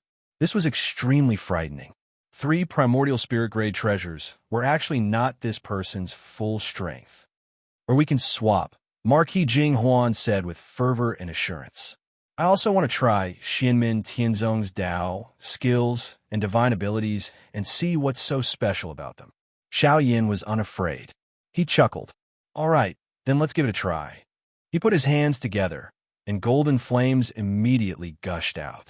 It was like a small sun slowly rising from the eternal imperial flag's grotto heaven. Only using the sun's true fire? It's useless. I don't have the ancient emperor's saber. Just like you, I am a late-stage golden elixir cultivator. You're no match for me with just one type of true fire, let alone a late-stage Yuanian cultivator like me with the ancient emperor's saber. As Marquis Jinghuan spoke, his figure suddenly flashed. With the god-slaying puppet temporarily blocking Fei Yi, he suddenly rushed in front of Xiaoyan. A martial cultivator's physical chi and blood burst forth. Combined with the power of spatial travel, they could sprint faster than lightning at close range. Tai Huang Dermic Scroll, Overlord's Token. Marquis Jinghuan did not use the ancient emperor's saber in his right hand. He put the saber behind his back, and his left hand spread open, smashing down on Xiaoyan's head. Wong, wong, wong. The space emitted bursts of explosive sounds. Xiaoyan shockingly discovered that the air in a radius of several miles around him seemed to have been sucked out in an instant, the space continuously collapsing towards him, wanting to squeeze him in the middle and crush him into meat paste. Marquis Jinghuan's palm came crashing down like the majesty of an emperor. With a single command, heaven and earth obeyed. The might of this overlord's token was actually a martial mystique that simulated the terrifying power of the world's destruction. Xiao Yin had not personally experienced a battle with a late-stage Yuanian cultivator, but he had heard from Zhu Yi and other senior and junior brothers that the late-stage Yuanian patriarchs had powerful battle strength when they revealed their heaven and earth dharma powers. However, none of them were as powerful as Marquis Jing Huan's token, which was fused with the heaven and earth dharma powers. Marquis Jing Huan's palm alone could shatter the heaven and earth dharma powers of most late-stage Yuanian cultivators. Without relying on primordial spirit dharma treasures, he could sweep through the Yuanian cultivators with his own cultivation. Few could match him. Ah, good move, Xiao Yin sneered. The sun-true fire in the center of his palm glowed with golden light, like thousands of needles clustered together. Suddenly, there was a change. A flame that was also golden, but flashed with red and blue light, suddenly lit up in Xiao Yan's palm. In both of Xiao Yan's eyes, two flames suddenly flashed separately. His left eye was pure gold. The flames were like needles, dazzling and eye-catching. His right eye was gold with red and blue colors, reflecting each other's brilliance. He circulated his magic power to the limit, and his 10 fingers moved nimbly as if they were plucking flowers. He instantly cast spell after spell seal into the true fire in his palm. An incomparably terrifying aura spread out. It was a powerful concept that could burn and destroy everything. Even the creation of the world would be reduced to ashes. Firmament Fire Lotus. Xiaoyan took a deep breath and suddenly clapped his palms together. The berserk flames calmed down and condensed into a golden lotus the size of a palm. In the middle of the lotus, the red and blue-colored light turned into a stamen, gently swaying. Xiao Yan, who had already reached the late stage of the golden elixir realm, fused the flame lotus with his true fire much more easily than it had been on Cloud traversing peak. It was smoother and faster, and he completed this incomparably terrifying Dharma spell in almost an instant. He had been dormant for too long. Today, he would completely erupt and announce to the world that the eldest disciple of Xianmin Tianzong, whose name had once shaken the divine continent, had officially returned. At the same time, Marquis Jing Huan's overlord token palm came crashing down. Without hesitation, Xiao Yin used the golden firmament fire lotus in his hand to meet Marquis Jing Huan's overlord token. With a boom, the world of black light turned bright. In the next moment, the void was engulfed by a boundless sea of flames. As far as the eye could see, there were boundless golden flames. Even Fei Yi, who was a great sage, was surprised. Mo Yu, who was a late-stage demon king, and the 2 late-stage nascent soul experts under Marquis Jing Huanho were even more shocked. There was no need to talk about Marquis Jing Huanho, but Xiao Yan's firmament fire lotus, after fusing 2 great true fires, was truly terrifying. Such power would make ordinary late-stage Yuanian cultivators tremble in fear. This was a power that could destroy their Dharma idol and even kill them. The golden sea of flames was vast and mighty, and red and blue light danced in the air.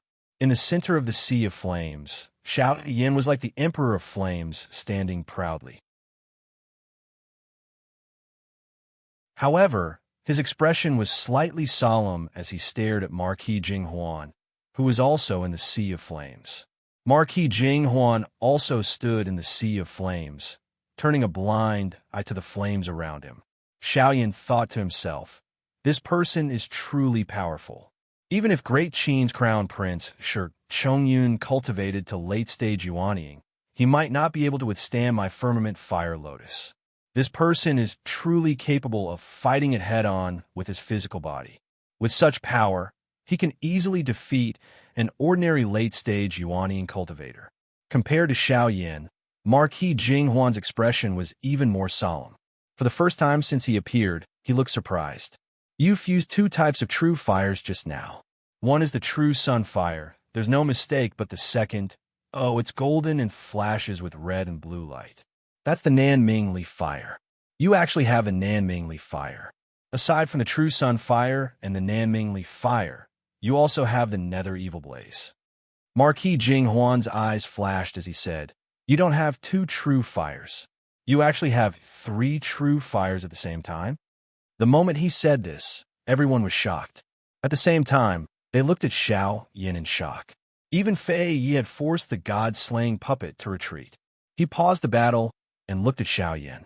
This kid actually has three true fires at the same time? Xiao Yin smiled faintly and did not say anything, which was equivalent to tacit agreement. The space suddenly fell silent. Be it Marquis Jinghuan, Fei Yi, or MOU, all of them had the same question in their minds. Since Xiao Yin could fuse the power of two true fires, could a celestial fire lotus also fuse three true fires at the same time? The fusion of two true fires already had such power. With three true fires fused at the same time, it would not be as simple as 2 + 1 = 3. How terrifying would the power be? Marquis Jinghuan's gaze moved back and forth between Xiao Yin and Fei Yi. To deal with this Xiao Yin, I have to use the ancient Emperor's saber. However, the pressure on that Scarlet Phoenix will be reduced. Just one god-slaying puppet won't be able to do anything to it. To deal with these two at the same time, I still need to use more trump cards. It's not good for me to expose too much now, Marquis Jinghuan thought to himself, and I won't make it in time. The other phoenixes will be here soon to reinforce me. With this thought, Marquis Jinghuan waved his hand, and the ancient Emperor's saber returned to its scabbard. Black light flashed before his eyes, and even the imperishable imperial flag was retracted. He released Xiao Yin, Fei Yi, and MOU. Then the imperishable imperial flag fluttered in the wind, sweeping up Marquis Jinghuan and his subordinates as they flew away. They had actually left without any hesitation. Xianmin Tianzong, you live up to your reputation. Marquis Jinghuan's voice reverberated through the air. However, this Marquis will eventually have a chance to take this Black Phoenix. There's no rush. Xiao Yin, you ruined this Marquis's plans. This Marquis will settle the score with you in the future. However, if you have the time to meddle in other people's business, why don't you think about your own path of escape? Xianmin Tianzong, this Marquis will give you a reminder. Your junior brother Shi Tianhao's rival, the dual-pupiled Shi Tianyi, has long since surpassed the Shi and Yu clans. You're tuning in to the Warrior Lore YouTube channel. Don't forget to subscribe and join us on this journey to catch the most captivating stories.